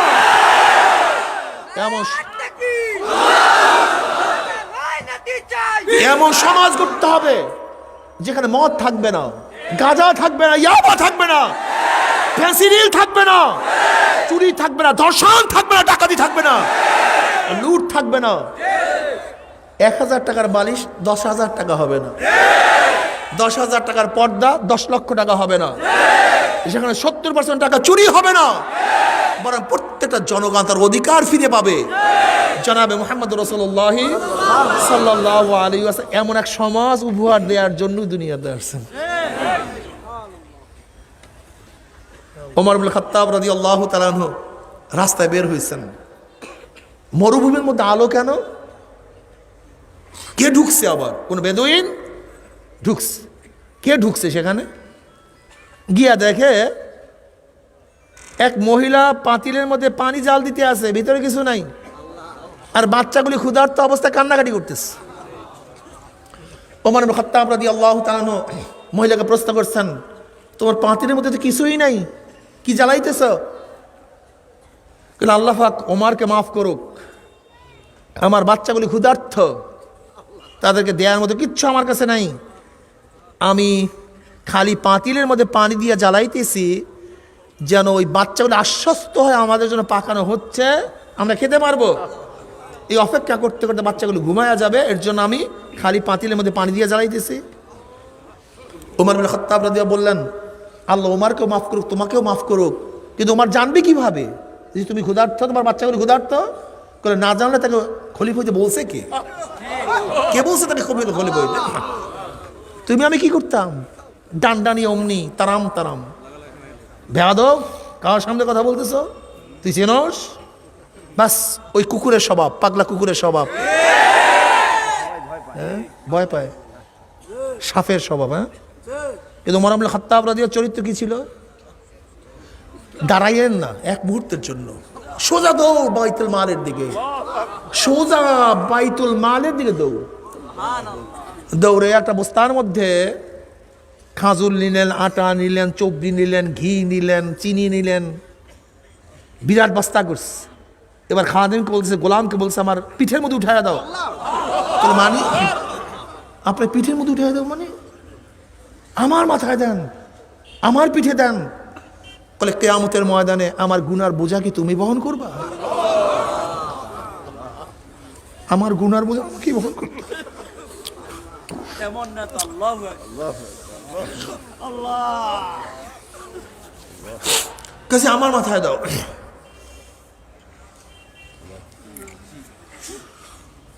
ওমর ইবনে খাত্তাব রাদিয়াল্লাহু তাআলা আনহু নিজে সেই বস্তা বহন করে খুব তাড়াহুড়া করে সেখানে চলে গেছেন। এই সমস্ত ঘটনার থেকে মুসলিমের ইতিহাস জানা দরকার এবং নিজেদের মধ্যে সেই আদর্শ সৃষ্টি করা দরকার, সেই আদর্শবান হওয়া দরকার। আমার মুসলমান, সেই আদর্শে আমাদেরকে আদর্শবান হওয়া উচিত। নবী আলাইহিসসালাতু ওয়াস সালাম ফরমান, তুমি যদি পেট পুড়িয়া খাও আর পাশের বাড়ি গরিব যদি না খেয়ে থাকে, তাহলে তুমি জাহান্নামের আগুন তোমার পেটের মধ্যে ঢুকাইছো, তুমি খানা খাও নাই। এই হাদিসগুলি বেশি বেশি বড় দরকার। মা সালাকাকুম ফি সাকার ক্বালু লাম নাকু মিনাল মুসাল্লিন ওয়া লাম নাকু নুতঈমুল মিসকিন ওয়া কুননা নাখুদু মাআল খায়িদিন। মা সালাকাকুম ফি সাকার, এ কপাল পোড়া, এই সাকার নামীয় জাহান্নামে কেন আসছো? এত কঠিন জাহান্নাম। ক্বালু, জাহান্নামের উত্তর দিবে, লাম নাকু মিনাল মুসাল্লিন, দুনিয়াতে আমরা নামাজ পড়তাম না, এক নাম্বার কারণ। ওয়ালাম নাকু নুতঈমুল মিসকিন ওয়া কুননা নাখুদু মাআল খায়িদিন। মা সালাকাকুম ফি সাকার ক্বালু লাম নাকু মিনাল মুসাল্লিন ওয়া লাম নাকু নুতঈমুল মিসকিন, আমরা মুসল্লিদেরকে মিসকিনদেরকে খাওয়াইতাম না, গরিবদেরকে দেখতাম না। আমার মেয়ের বিবাহে তো কোটি টাকা খরচ করছি, পাশের বাড়ির গরিব মেয়েটার উঠাইয়া দেওয়ার সময় জামাইকে একক তো খানার ব্যবস্থা করতে পারে নেই, আমি দেখি নেই, সে খবরও নেই। আমার মেয়ের বাজার তো আমেরিকার থেকে আসছে, লেকিন পাশের বাড়ি গরিব মেয়েটাকে উঠাইয়া দিছে, একটা নতুন কাপড় দিতে পারেনি, কিন্তু খবর নেই। আমার বাচ্চার নেপির পিছনে তো হাজার হাজার টাকা খরচ হয়েছে, কিন্তু পাশের বাচ্চার গরিবের বাচ্চাটা সারা রাত্র শীতের মধ্যে কাতরাইছে, থরথর করে কাঁপছে, একটা সোয়েটারের ব্যবস্থা আমি করি নেই। আমার বিল্ডিং তো মরমর পাথরের ছিল, কিন্তু পাশের বাড়ির গরিবটা সারা রাত্র নিশিরের মধ্যে শুইয়া ছিল, একটা চালের ব্যবস্থা আমি করতে পারিনি। আমার টেবিলের মধ্যে তো হরেক রকমের খানা ছিল, কিন্তু পাশের বাড়ির গরিবের বাচ্চারা সারা রাত্র না কে কাতরাইছে, এক মুঠা খানার ব্যবস্থা আমি করি নেই। ওয়ালাম নাকু নুতঈমুল মিসকিন, গরিবদেরকে দেখতাম না। আজকে আমাদের মধ্যে গরিবদেরকে দেখার কোনো চরিত্র নেই, এই বয়ানই তো নেই। এটাকে ইবাদত মনে করি না, এটাকে ইবাদত মনে করি না। সরদার দু আলম আলাইহিস সালাতু ওয়াস সালাম যখন বলছেন লাকাদ খাশিতু আলা নাফসি, আমি ভয় পাইতেছি ধ্বংসের, আম্মাজান খাজিল কুবরা রাদিয়াল্লাহু কি বললেন, কাল্লা ওয়াল্লাহ মা ইউখজিকা আল্লাহু আবাদা ইন্নাকা লা তাসিল রাহমা ওয়া তাহমিলুল কাল্লা ওয়া তাকসিলুল মা'দুমা ওয়া তাকরু দাঈফা ওয়া তুঈনু আলা নওয়াইবিল হক। আল্লাহর কসম, আল্লাহর শপথ, আল্লাহ পাক আপনাকে লাঞ্ছিত অপমানিত করবেন না। আপনি এই কাজগুলি করেন, আপনি সেলাই রহিমি, আত্মীয়তা বন্ধন কখনো রাখেন, তাকসিল মা'দুমা, যারা আদম নিঃস্ব তাদের জন্য মাল কামাই করেন, তাকরু দাঈফা, মেহমানদারি করেন। আপনি যারা নিঃসৎ অনাথ তাদের বোঝা, তাহমিলুল কাল্লা, কালা থেকে কাল্লা, যারা অক্ষম তাদের বোঝা আপনি বহন করেন, তাদেরকে আপনি কামাই করে খাওয়াইয়া দেন। যারা নিজেরা খাইতে পারেন আপনি খাওয়াইয়া দেন। এই হলো আমার নবীর চরিত্র, বুখারীর মধ্যে রওয়ায়াত আসছে। আর আমাদের চরিত্র কি?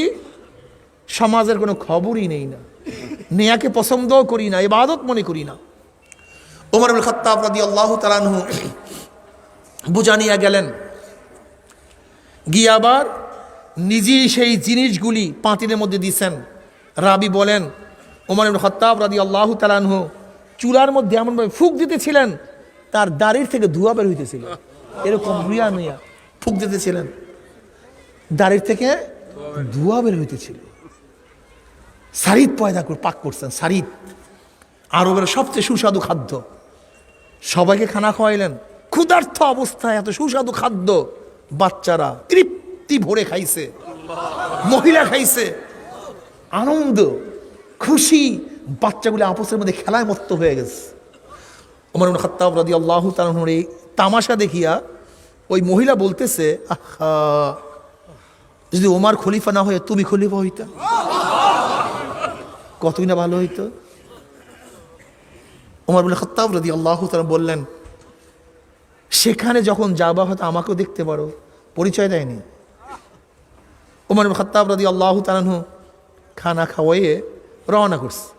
একটু দূরে গিয়েই আবার থমকে দাঁড়াইছে, দাঁড়ায় বাচ্চাদের দিকে তাকায় আছে। সাথী বলতেছে, আপনি দাঁড়াইলেন কেন, তাকায় আছেন কেন? বলে, যেই বাচ্চাগুলি এতক্ষণ ক্ষুধার্ত অবস্থায় কাঁদতেছিল, এখন তাদের মুখের মধ্যে হাসি আমার দেখতে খুবই ভালো লাগতেছে। যারা কাঁদে মুসলমান তাদের মুখের মধ্যে হাসি ফুটায়, যারা ক্ষুধার্ত ক্ষুধা নিবারণ করে। আজকে তোমার আমার অবস্থাটা কি কও? কোথায় সে মুসলমান? কোথায় সে মুসলমান? আজকে মুসলমানের সন্তানের সাম্যবাদ, রাশিয়া সাম্যবাদ নিয়ে চিল্লি করে, এই গাধার গোষ্ঠী। উমর ইবনে খাত্তাব রাদিয়াল্লাহু তাআলা এই মাত্র যেই ঘটনা বয়ান করছি, যে হাদিস পেশ করছি তোমাদের সামনে, পারলে গোটা দুনিয়ার সাম্যবাদীদের মধ্যে এরকম একটা নমুনা পেশ করো, একটা নমুনা। পারবা? পারবা না। ইসলাম জানো নাই, ইসলাম মানো নাই, ইসলাম জানার আগ্রহ তোমাদের মধ্যে নেই। আজকে মুসলমান সন্তানদের মধ্যে ইসলাম বিদ্বেষ সৃষ্টি হয়ে গেছে। আমি মুসলমান, আমার প্রথম পরিচয় কি? এর জন্য শেখ সাহেব অসমাপ্ত আত্মজীবনীর মধ্যে নিজে লিখেন, আমাদের দুইটা পরিচয়। কয়টা পরিচয়? প্রথম হলো আমি মুসলমান, তারপর আমি বাঙালি। প্রথম পরিচয় কি? জোরে বলেন। আমি মুসলমান, তারপরে এ তো বাংলাদেশ স্বাধীন হওয়ার আগের বই, কিন্তু বাংলাদেশ স্বাধীন হওয়ার পর আমার পরিচয় আমি মুসলমান, আমি বাংলাদেশি। আমি মুসলমান, আমি বাংলাদেশি, আমি বাংলাদেশি বাঙালি। আমি শুধু বাঙালি না, আমি বাংলাদেশি বাঙালি। আমি ক্যালকাটিয়ান ওপারের বাঙালি না। কি কথাটা বুঝাতে পারিনি? যারা স্বপ্ন দেখে এপার বাংলা ওপার বাংলা এক হও, ওদের স্বপ্ন বাস্তবায়ন হতে দেওয়া যাবে না। এর জন্য সবসময় স্লোগান দেয়, গজা ফ্যাক্টরি, আমরা বাঙালি। খুব খেয়াল করেন, বাংলাদেশি বলে না, এক স্বপ্নের স্লোগান। কি সেই স্বপ্নটা কি? অনেকেই রাত্রে ঘুমায় গিয়ে স্বপ্ন দেখে এপার বাংলা ওপার বাংলা এক হও। তাদের স্লোগান হলো আমরা বাঙালি। আমরা শুধু বাঙালি না, আমরা বাংলাদেশি বাঙালি। বুঝাতে পারছি তো? এই হুঁশ রাখি আর মুসলমান, হুঁশ থাকা চাই, সবসময় সচেতন থাকিও। আমার প্রথম পরিচয় কি?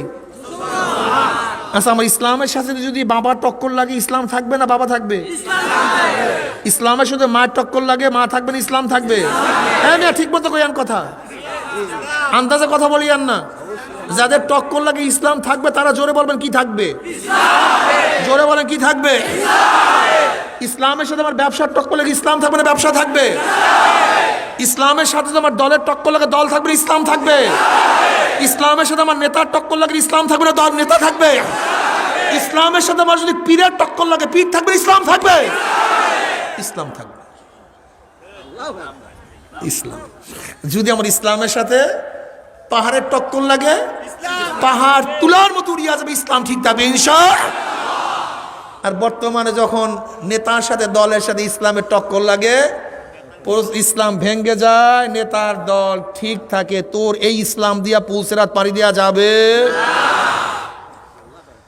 ওয়ালা তামুতুন্না ইল্লা ওয়া আনতুম মুসলিমুন, খবরদার মুসলমান না হইয়া কেউ মরিও না। তোমার এই নামদারি ইসলাম দ্বারা কবরের আযাব থেকে মুক্তি পাবা না, মাবা না। এই নামদারি ইসলাম দ্বারা কবরের আযাব থেকে মুক্তি পাওয়া কি যাবে নাকি? ওয়ালা তামুতুন্না ইল্লা ওয়া আনতুম মুসলিমুন, খবরদার মুসলমান না হইয়া কেউ মরিও না। 144 ধারা জারি হয়ে গেছে, বিনা অনুমতিতে কেউ এরিয়ার মধ্যে ঢুকবা না, যদি ঢোকো অমনি গুলি, কোনো কথা নেই। যদি 144 ধারার মধ্যে বিনা অনুমতিতে ঢোকো অমনি গুলি হয়ে যাবে। আল্লাহ পাক রব্বুল আলামিন কারফিউ জারি করছে, ওয়ালা তামুতুন্না ইল্লা ওয়া আনতুম মুসলিমুন, খবরদার মুসলমান না হইয়া কেউ মরবি না। যদি মুসলমান না হইয়া মৃত্যুর পিছনে আছাড় খেয়া পড়িয়া যাও, তোমার মৌয়াত ইমানের সাথে হবে না। বাবার বিপদ দেখলে মানুষের হুঁশ থাকে না। যেরকম কোনো মানুষের সামনে হঠাৎ যদি বাঘ পড়ে যায়, মানুষের হুঁশ থাকে না। কোনো মানুষের সামনে যদি পাগলা কুকুর পড়িয়া যায়, মানুষের হুঁশ থাকে না? থাকে নাকি?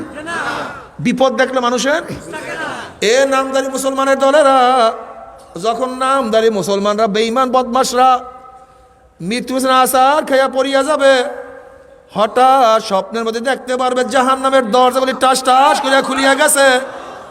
আজরাইলের মাথা আসমানে, পাও তার জমিনে, এক হাত মাসিক আর এক হাত মাগরিবে। নীল রঙের দিঘির মতো বড় বড় দুইটা চক্ষু, গোটা দুনিয়া বরাবর বিশাল একটা শরীর। সমস্ত শরীর আমাদের লম্বা লম্বা কালো কালো পশম, আবার সমস্ত পশমের গোড়া দিয়ে শুধু আগুনের ঝিলকি বাইর হইতে আছে।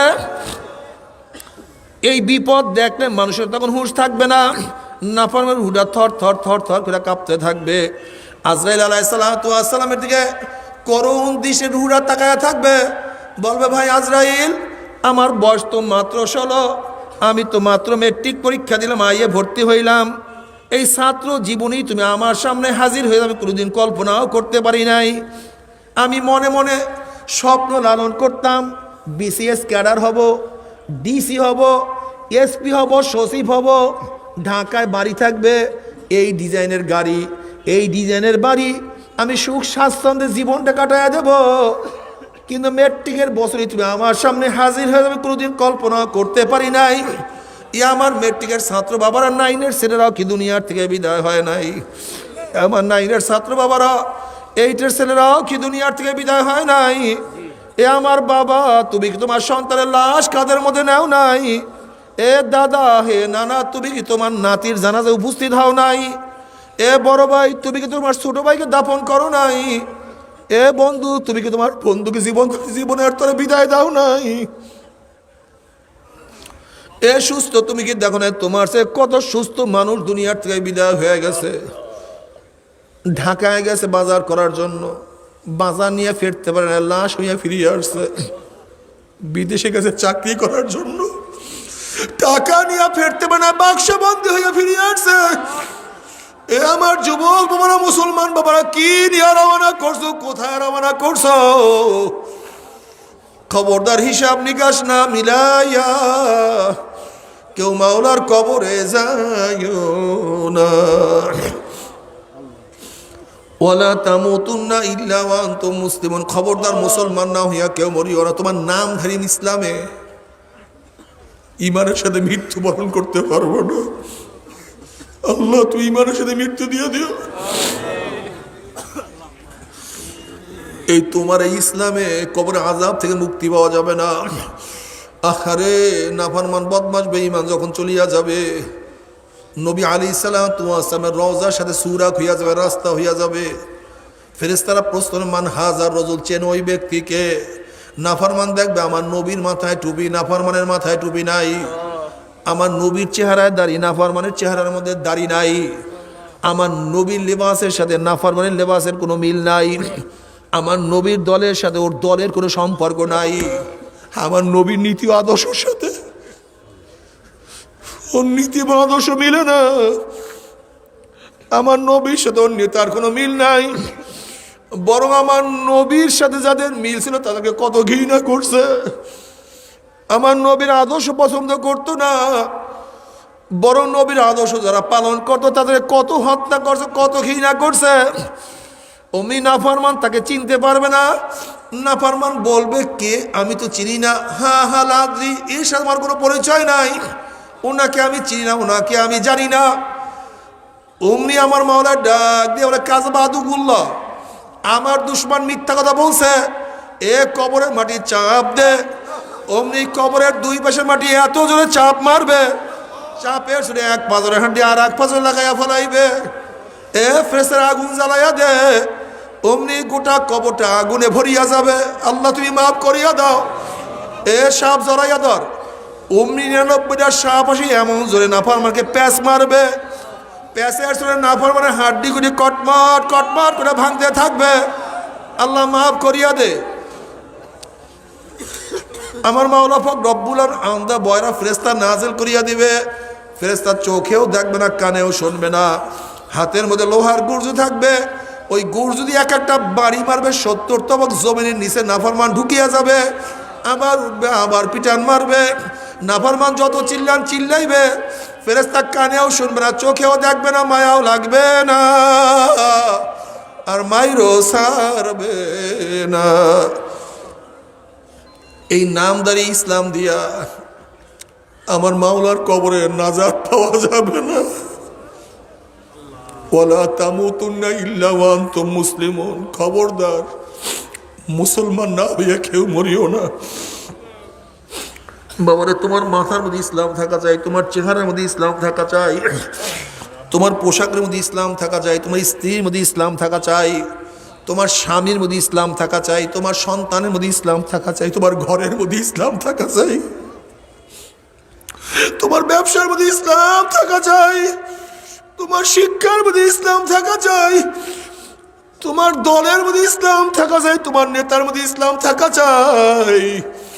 খবরদার ইসলাম না নিয়া কেউ মাওলার কবরে যাইও না। আল্লাহ ইসলাম নিয়ে তোমার কাছে হাজির হওয়ার তৌফিক দিয়ে দিও। আমার মুসলিম সন্তানের কলবের মধ্যে ইসলামের বুঝ দিয়ে দাও। আল্লাহ মুসলিম সন্তানদের দিমাগের মধ্যে ইসলামের চিন্তা ঢুকাইয়া দাও, ইসলামের চিন্তা ঢুকাইয়া দাও, ইসলামকে শক্তিশালী করার চিন্তা ঢুকাইয়া দাও, ইসলামকে বিজয় করার স্বপ্ন দেখার মতো চিন্তা ওদের মাথার মধ্যে ঢুকাইয়া দাও মাওলা রে। মুসলমান না বানাইয়া কবরে নিও না। বাবারে কিয়ামতের ময়দান নবী আলাইহিস সালাতু ওয়াস সালাম ডাক দিবা, আমার উম্মত রায়, আমি তোদেরকে এক পেয়ালা হাউজে কাউসারের পানি পান করাইয়া দেব। 50,000 বছরের মধ্যে আর পানির পিপাসা লাগবে না। আর সমস্ত উম্মত দৌড় দিবে, সমস্ত উম্মত দৌড় দিবে। যারা ইসলাম অনুযায়ী চলবে, আমার নবী আলাইহিস সালাতু ওয়াস সালাম তাদেরকে নিয়ে আদর করিয়া নিজের হাত মোবারকে হাউজে কাউসারের পানি পান করাইয়া দেবে। আল্লাহ এক পেয়ালা হাউজে কাউসারের পানি পান করাইও। তোমার হাবিবের হাত মোবারকে এক পেয়ালা হাউজে কাউসারের পানি পান করাইও। নবী আলাইহিস সালাতু ওয়াস সালাম ফরমান, মান শারাবা লাম ইয়াজমা আবাদা, যারা এক পেয়ালা হাউজে কাউসারের পানি পান করবে 50,000 বছরের মধ্যে আর পানি পিপাসা লাগবে না। আল্লাহ কবুল করিয়া নিও। কিন্তু পথের মধ্যে, গেটের মধ্যে একদল উম্মতদেরকে ফেরেশতারা আটকায় ফেলাইবে। আরে বেচারার অবস্থা কেমন হবে? যেমন কোনো বাঘ যদি কাউকে তাড়া দেয়, ওই ব্যক্তি বাঘের হামলা থেকে বাঁচার জন্য ওই বিল্ডিংয়ের গেটের মধ্যে ঢোকার দিকে দৌড় দিছে। যখনই গেটের কাছে গেছে, হঠাৎ যদি ভিতর থেকে গেটটা বন্ধ হইয়া যায়, সামনে আর জায়গা নাই, পিছনে বাঘ, সামনে আর যাওয়ার জায়গা নাই। ওই ব্যক্তির যে মুসিবত, এর সে কোটি কোটি গুণ বেশি মুসিবত হবে। পিছনে জাহান্নাম গুরিম আওয়াজ মারতে আছে, ওইদিকে কিয়ামতের ময়দান, ওইদিকে জাহান্নামের আওয়াজে কিয়ামতের ময়দান থর থর থর থর করে কাঁপতে আছে। এক একটা জাহান্নামের গলার মধ্যে 70,000 শিকাল লাগানো হবে। এক একটা শিকালের মধ্যে 70,000 ফেরেশতারা থাকবে। ওই ফেরেশতারাও জাহান্নাম ধরিয়া রাখতে পারবে না। জাহান্নামের টানের সুরে ফেরেশতারা হেসকে দিয়া সামনে চলে আসবে। ওইদিকে আমার নবী ডাকবা, আমাদের উম্মতরা, আমি তোদেরকে এক পেয়ালা হাউজে কাউসারের পানি পান করে দে, 50,000 বছরের মধ্যে পানির পিপাসা লাগবে না। হঠাৎ যদি গেট বন্ধ হইয়া যায়, পিছনের জাহান্নাম, সামনে যাওয়ার জায়গা নাই, ওই অবস্থা কি হবে আমার মাওলা ছাড়া তো কেউ বয়ান করতে পারবে না। আল্লাহ তুমি আমাদের সবাইকে মাফ করিয়া দাও। অমনি না ফারমান বলবে, ইয়া নবী আল্লাহ, ইয়া রাসূলুল্লাহ, আপনি আমাদেরকে ডাকছেন কিন্তু ফেরেশতারা আমাদেরকে আসতে দেয় না। নবী আলাইহিস সালাতু ওয়াস সালাম বলবেন, হে ফেরেশতারা কেন আটকায়া ফেলাইছো? আমার উম্মতকে ছাড়িয়া দাও, আমি এক পেয়ালা হাউজে কাউসারের পানি পান করাইয়া দেব। আর কোনোদিন কিয়ামতের ময়দানের 50,000 বছরের মধ্যে আর পানি পিপাসা লাগবে না। তখন ফেরেশতারা বলে, ইয়া নবী আল্লাহ, ইয়া রাসূলুল্লাহ, আপনি তো জানেন না, আপনি দুনিয়ার থেকে বিদায় হওয়ার পরে নাফরমান নামাজ পড়তো না, রোজা রাখতো না, টুপি মাথায় দিত না, দাড়ি কাটতো, সুন্নাত পছন্দ করতো না, জিনা বিচারের মধ্যে লিপ্ত থাকতো, পর্দাকে ঘৃণা করতো, সুদ ঘুষের মধ্যে ডুবন্ত অবস্থায় থাকতো, ইসলামের বিরুদ্ধে সারাদিন স্লোগান দিত। ইসলাম যে মাসে তাকে কত কটূক্তি করছে, আপনার সুরাতের মানুষকে পছন্দ করতো না, আলেমদেরকে গালি দিত, তাদের উপরে ঘৃণা বিদ্বেষ করতো। ইসলামকে ধ্বংস করার চক্রান্ত করছে, ইসলামকে পরিবর্তন করিয়া ফেলাইছে, দিনকে পরিবর্তন করিয়া ফেলাইছে। এই কথা শোনার সাথে সাথে আমার নবীর কলিজা মোবারকে দাগ লাগিয়া যাবে, কষ্ট লাগিয়া যাবে। অমনি আমার নবীর বলবে সোকান সোকান সোকান, দূর হ দূর হ দূর হ, তোরা আমার উম্মত না। আল্লাহ তুমি আমাদের সবাইকে মাফ করিয়া দাও। তখন কি উপায় হবে রে বাবা? কে তোমাকে আমাকে সাহায্য করবে? কে তোমাকে আমাকে সাহায্য করবে? যেই দিন সমস্ত নবীরা বলবে নাফসি নাফসি, ওয়াকুল ইব্রাহিম খলিলুল্লাহ নাফসি নাফসি, মুসা কালিমুল্লাহ নাফসি নাফসি, ঈসা রুহুল্লাহ নাফসি নাফসি, আহারে আদম সাবিউল্লাহ নাফসি নাফসি। সমস্ত নবীরা বলবে মাওলা আমাকে বাঁচাও আমাকে বাঁচাও আমাকে বাঁচাও। এই মুহূর্তে জনাব মুহাম্মদ রাসূলুল্লাহ সাল্লাল্লাহু আলাইহি ওয়াসাল্লাম সিজদায় পড়ে বলবে মাওলা তোমার ইজ্জত ও জালালের কসম খেয়ে বলতে আছি, আজকে জাহান্নাম তোমার একটা উম্মতকেও খাইয়া ফেলায়, আমি কিন্তু তোমার হাবিব জান্নাতের মধ্যে ঢুকবো না। ও কপাল পোড়ার দলেরা, যে আল্লাহর হাবিব কঠিন মুহূর্তেও তোমাকে আমাকে ভুলবে না, সে আল্লাহর হাবিবের নীতি আদর্শ কেমনে বাদ দিলা? একটু কি কলিজায় ব্যথা লাগে না? নবী আলাইহিস সালাতু ওয়াস সালাম দোয়া কবুল করে আল্লাহ পাক বলবে যাও জিবরাইল আমার হাবিবের কাছে এই পানিটুকু নিয়ে দিয়ে আসো। নবী আলাইহিস সালাতু ওয়াস সালাম যখন পানি জাহান্নামের গায়ে ছিটা মারবে, জাহান্নাম ক্যাত ক্যাত করে পিছনে সরিয়া যাবে। আল্লাহর হাবিব বলবেন মাওলা রে, যে জাহান্নামকে লক্ষ লক্ষ ফেরেশতারা ধরিয়া রাখতে পারে না, ই আবার কোন কুদরতি পানি, কোন আশ্চর্য পানি, যেই পানি মারার সাথে সাথে জাহান্নাম পিছনে সরিয়া গেল। আল্লাহ পাক ডাক দিলেন হাবিব গো, এই পানি কোন আশ্চর্য পানি না, কোনো কুদরতি পানি না, এই পানি হলো তোমার গুনাহগার উম্মতের চোখের পানি। বাবারে, আজকে পরীক্ষায় ফেল করলে চোখের মধ্যে পানি আসে, ব্যবসায় লস খেলে চোখের মধ্যে পানি আসে, আজকে দুনিয়ার মামলায় পড়লে চোখের মধ্যে পানি আসে। আর আখিরাতের 5টা মামলা যে পড়িয়া গেলাম, ওই মওয়াতের মামলা, কবরের মামলা, কিয়ামতের মামলা, ওই মিজান পুলসিরাতের মামলার চিন্তা তো চোখে পানি আসে না। অথচ নবী আলাইহিস সালাতু ওয়াস সালাম ফরমান 2 ফোঁটা 2 কাতরা জাহান্নামের আগুনে স্পর্শ করবে না। রক্তের ওই ফোঁটা আল্লাহর জমিনে আল্লাহর হুকুমতকে কায়েম করার জন্য শরীর থেকে গড়াইয়া পড়বে। ওই শরীরও জাহান্নামে, ওই শরীর কোনোদিন জাহান্নামে যাবে না। চোখের ওই পানির ফোঁটা মাওলার ভয়ে, জাহান্নামের ভয়ে চোখের থেকে যেই পানির ফোঁটা গড়াইয়া পড়বে, ওই চক্ষু জাহান্নামে যাবে না। নবী আলাইহিস সালাতু ওয়াস সালাম ফরমান মান বাকা মিন খাশিয়াতিল্লাহি হারামাল্লাহু তিলকাল আইনা আলান নার। আল্লাহ তুমি কবুল করিয়া দিও। এর জন্য আমার নবী বলেন ইবকু ইবকু ইবকু ওয়া ইল্লাম তাবকু ফাতাবাকু। আমার উম্মত কান্দো কান্দো কান্দো, কান্না না আসলে মুখটাকে বেঁকাতা রাখলে মাওলা রে, আমার মাওলা রে। বাবারে, কান্নার মধ্যে কি যে মজা, কান্নার মধ্যে কি যে মজা। যারা সেজদায় পড়িয়া কান্দে, যারা জিকিরের মধ্যে কান্দে,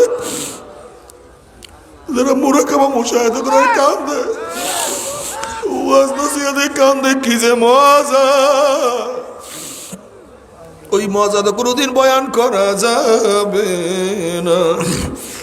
বাবার, আজকে তোমার আমার চোখের মধ্যে পানি নাই, অথচ তিরমিজির মধ্যে রওয়ায়াত আছে নবী আলাইহিস সালাতু ওয়াস সালাম নামাজের মধ্যে এমন ভাবে কাঁদতেন, ওয়ালি সাউফি আজিজুকা আজিজুল মিরজাল মিনাল বুকা। যেরকম পাতিলের মধ্যে পানি দিয়ে উপরে আবৃত করিয়া নিচে আগুন জ্বালাইয়া দিলে শুধু শো শো ভিতরে গুম গুম আওয়াজ করতে থাকে, ঠিক নবী আলাইহিস সালাতু ওয়াস সালাম নামাজের মধ্যে এমন ভাবে কাঁদতেন, তার কলিজার থেকে শুধু কান্নার গুম গুম আওয়াজ বের হয়ে আসতো। আল্লাহ তুই আমাদেরকে কবুল করিয়া না। বাবারে, তোমার আমার চোখে পানি নাই, অথচ নবী মুসা আলাইহিস সালাতু ওয়াস সালাম একদিন এক জায়গা থেকে যাইতে আছেন, দেখেন একটা পাথর কানতে আছেন। আল্লাহ নবী মুসা প্রশ্ন করলেন, পাথর তুই কেন কান্দো? তখন পাথর বলতে আছে, আল্লাহ নবী মুসা, আল্লাহ পাক রব্বুল আলামিন জাহান্নামকে মানুষ এবং পাথর দিয়া জ্বালাইবে। ওয়াকুদুহান নাস ওয়াল হিজারা, মানুষ এবং পাথর দিয়া জ্বালাইবে। সেই জাহান্নামের ভয়তে আমি কাঁদতে আছি। আপনি তো আল্লাহর কাছে সুপারিশ করেন, দোয়া করেন, মাওলা তোমাকে মাফ করিয়া দেয়। নবী মুসা আলাইহিস সালাতু ওয়াস সালাম আল্লাহর কাছে দোয়া করেন, মাওলা রে, একটা পাথর তোমার ভয়ে জাহান্নামে কাঁদে, তুমি তাকে মাফ করিয়া দাও। আল্লাহ পাক রব্বুল আলামিন বললেন, মুসা তুমি পাথরকে সুসংবাদ জানাইয়া দাও, আমি তাকে মাফ করিয়া দিলাম। এই সুসংবাদ জানাইয়া নবী মুসা আলাইহিস সালাতু ওয়াস সালাম সেখান থেকে চলিয়া গেলেন। অনেক দিন পরে সেখান থেকে রওনা করার সময় দেখে পাথর আবারও কাঁদতে আছে। আল্লাহ নবী মুসা খুবই রাগী নবী ছিলেন, তিনি ধমক দিয়া প্রশ্ন করছে, পাথর তুই কি আমার কথা বিশ্বাস করো নাই যে মাওলা তোকে মাফ করিয়া দিছে? পাথর বলতে আছে, আল্লাহ নবী মুসা, নবীরা কোনোদিন মিথ্যা কথা বলতে পারে না, মাওলা আমাকে মাফ করিয়া দেয়, আমি বিশ্বাস করছি, তাহলে আবারও কেন কান্দো? তখন পাথর জবাব দেয়, আল্লাহ নবী মুসা, যদি আমি না কাঁদতাম আমার দিকে আপনি লক্ষ্য করতেন না, হয়তো মাওলা আমাকে মাফও করতো না। কিন্তু যেই কান্নার উসলে মাওলা আমাকে মাফ করিয়া দিছে, যেই কান্নার উসলে মাওলা আমাকে মাফ করিয়া দিছে, ওই কান্না আমি আর কোনোদিনও ছাড়ব না। আল্লাহ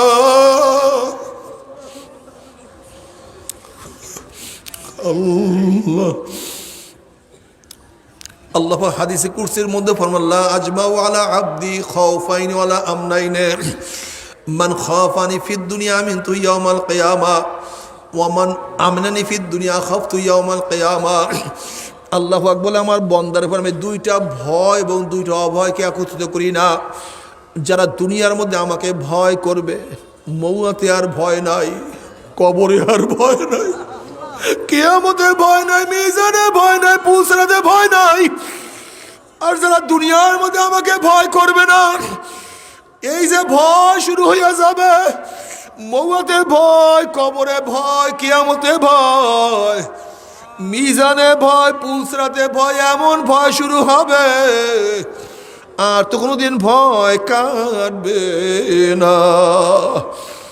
আজকে দুনিয়ার মধ্যে এক ফোঁটা চোখের পানি তোমার জন্য জাহান্নাম হারাম হওয়ার কারণ হইতে পারে, কিন্তু আল্লাহ না করুক, দুনিয়া যদি না কান দিয়া যাও, নাফরমান এমন কান্না শুরু করবে কিয়ামতের ময়দানে, কানতে কানতে চোখের পানি শেষ হইয়া যাবে, এরপর অনর্গল রক্ত বাহির হওয়া শুরু হইয়া যাবে, পানি এবং রক্ত পড়তে পড়তে পড়তে পড়তে গালের গোশত চামড়া সব পচিয়া পচিয়া পড়িয়া যাবে।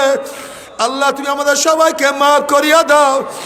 লক্ষ লক্ষ ড্রামে ড্রামে পানি পড়তে থাকবে, কিন্তু আর কোনোদিন কাজ হবে না। আল্লাহ তুমি আমাদের সবাইকে মাফ করিয়া দাও। বাবারে, আজকে তোমার আমার চোখের মধ্যে পানি নাই, অথচ আমরা গুনাহগার। অথচ ওমর ইবনে খাত্তাব রাদিয়াল্লাহু তাআলা আল্লাহ নবীর পবিত্র জবান মুবারকে বারবার জান্নাতের সুসংবাদ শুনছেন। আল্লাহ নবী বলছে, আমার পরে কেউ নবী হইলে ওমর নবী হইয়া যাইতো। যেই ওমরের ফজিলাত মর্যাদা সমস্ত নবীদের পরে দ্বিতীয় স্থান অধিকার করছে, সেই ওমর যদি কাঁদতে কাঁদতে গালে দাগ পরাইতে পারে, সেই ওমর যদি কাঁদতে কাঁদতে গালে দাগ পরাইয়া ফেলাইতে পারে, তোমার আমার কি উপায় হবে রে বাবা? আল্লাহ আল্লাহ তুই আমাদের সবাইকে মাফ করিয়া দাও। গুনাহ খাতা মাফ না করাইয়া কাউকে ডাক দিও না। এরপর আল্লাহ পাক কাউকে জান্নাত কাউকে জাহান্নামের ফয়সালা দিয়া দিবে। তুমি কি জানো আমার মাওলার জাহান্নাম কত মারাত্মক? আল্লাহ পাক রব্বুল আলামিন ফেরেশতাদেরকে বলতেছে, ফেরেশতারা জাহান্নামকে আগুন জ্বালাইতে থাকো, জাহান্নামের আগুন জ্বালাইতে থাকো। ফেরেশতারা 1000 বছর পর্যন্ত জাহান্নামের আগুন জ্বালাইতে জ্বালাইতে জ্বালাইতে জ্বালাইতে হাত্তা বিয়াদ্দাত, জাহান্নামের আগুন দুধের মতো সাদা হইয়া গেছে। আল্লাহ তুমি মাফ করিয়া দাও। আমার মাওলার ডাক দিয়ে ফেরেশতারা, হবে না, আগুনকে আবারও জ্বালাইতে থাকো। যেই নাফরমানকে এত নেয়ামত আমি ভোগ করাইছে, একটা মাছ পাঁচার মারছে, পাঁচারের সরে মাছটা ব্যাকা হইয়া গেছে, খা বন্ধ, আমি তোদের জন্যই হালাল করছি। একটা মুরগি জবাই দিয়া ফেলাইছে, মুরগিটা কত লাফালাফি করছে, খা বান্দা খাবি তোদের জন্যই হালাল করছি। একটা গরু বান্ধিয়া জবাই দিয়া ফেলাইছে, গরুটা কত লাত্থালাতি করছে, খা বান্দা খাবি তোদের জন্যই হালাল করছি। আমার এত নিয়ামত খাইয়া লই যা আমার হুকুম মানে ওদেরকে আগুনে হবে না, আগুনকে আবারও জ্বালাইতে থাকো, আবারও 1000 বছর পর্যন্ত আগুন জ্বালাইতে জ্বালাইতে জ্বালাইতে জ্বালাইতে হাত্তা আমার রথ জাহান্নামের আগুন রক্তের মতো লাল হন হন হন হন আওয়াজ করা শুরু করিয়া দিছে। আহা, 1 মাইল 2 মাইল উঁচা হয়ে আগুন সহসা আওয়াজ করা শুরু করছে। আমার মাওলা ডাক দেয়, ফেরেশতারা হবে না। একটা গাভীর বাচ্চা বান্ধিয়া রাখছে, গাভীর বাচ্চার একবার শুইছে আর একবার দাঁড়াইছে, হাম্বা খুইয়া ডাক মারছে। মনে হাজার বলছে, মা গো আমার গলা জিভটা শুকায় গেছে, আমাকে 1 চুমুক দুধ দাও। আবার গাভীটা ডাক দিয়ে বলে, আমার বাচ্চা মাওলা আমাদেরকে বনি আদমের জন্য বানাইছে, এই বনি আদম খাইয়া লইয়া যতটুক থাকবে তা খাইয়া মাওলা শুকরিয়া আদায় করবি। গাভীর বাচ্চার দুধ বাচ্চাকে না খাওয়াই আমি বনি আদমকে খাওয়াইছি, আমি বনি আদমকে খাওয়াইছি। ওদের জন্য আমি সব ব্যবস্থা করছি, আমি সূর্য সৃষ্টি করছি, চন্দ্র সৃষ্টি করছি, আকাশ সৃষ্টি করছি, আমি জমি সৃষ্টি করছি, পানি সৃষ্টি করছি, বাতাস সৃষ্টি করছি। খুলি কালাকুম মাহফিল আরদি জামিয়া, সব তোদের। ও বান্দা, সব তোদের জন্য। আমার এত নিয়ামত খাইয়া লইয়া যারা আমার হুকুম মানে নাই, ওই নাফরমানদের জন্য আগুন হবে না, আগুনকে আবারও জ্বালাইতে থাকো, আবারও 1000 বছর পর্যন্ত আগুন জ্বালাইতে জ্বালাইতে জ্বালাইতে জ্বালাইতে হাত্তা সুয়াদাত কা মুসলিমাতি সাউদা, জাহান্নামের আগুন আমাবস্যার রাত্রের মতো অন্ধকার কালো, এখন আর কিছু দেখা যায় না। এক একটা জাহান্নাম আর এক একটা জাহান্নামে খাইয়া ফেলাইতে আছে। 1 মাইল 2 মাইল উঁচা হইয়া আগুন সহসা আওয়াজ করতে আছে, আল্লাহ তুমি মাফ করিয়া দাও। তাকাদু তামাইয়াজু মিনাল গায়জি কুল্লামা উলকিয়া ফিহা ফাউজুন সাআলাহুম খাযানাতুহা আলাম ইয়াতিকুম নাযীর ক্বালু বালা قد جاءنا نذير فكذبنا وقلنا ما نزل الله من شيء إن أنتم إلا في ضلال كبير وقالوا لو كنا نسمع أو نعقل ما كنا في أصحاب السعير تكاد تميز من الغيظ। জাহান্নামের মধ্যে আগুনের মধ্যে জোর চলে আসছে, এক এক জাহান্নাম আর এক এক জাহান্নামকে খাইয়া ফেলাইতেছে। আল্লাহ তুমি মাফ করিয়া দাও, আল্লাহ তুই আমাদের সবাইকে মাফ করিয়া দাও, আল্লাহ আমারও মাফ করিয়া দাও, আমাদের সবাইকে মাফ করিয়া দাও। ও আমার পর্দারা মা বোনেরা, ও আমার মা বোনেরা, আমার পুরুষ বাবারা, আমার মাওলা যত বড়, আমার মাওলার জান্নাত তত বড়। আমার মাওলা যত বড়, আমার মাওলার জান্নাতের নিয়ামত তত বড়। আমার মাওলা যত বড়, আমার মাওলার জাহান্নাম তত বড়। আমার মাওলা যত বড়, আমার মাওলার জাহান্নামের শাস্তিও তত বড়। বাবার সহ্য করতে পারবি ওই জাহান্নামের এক সেকেন্ড আযাব কেউ তো সহ্য করতে পারবো না।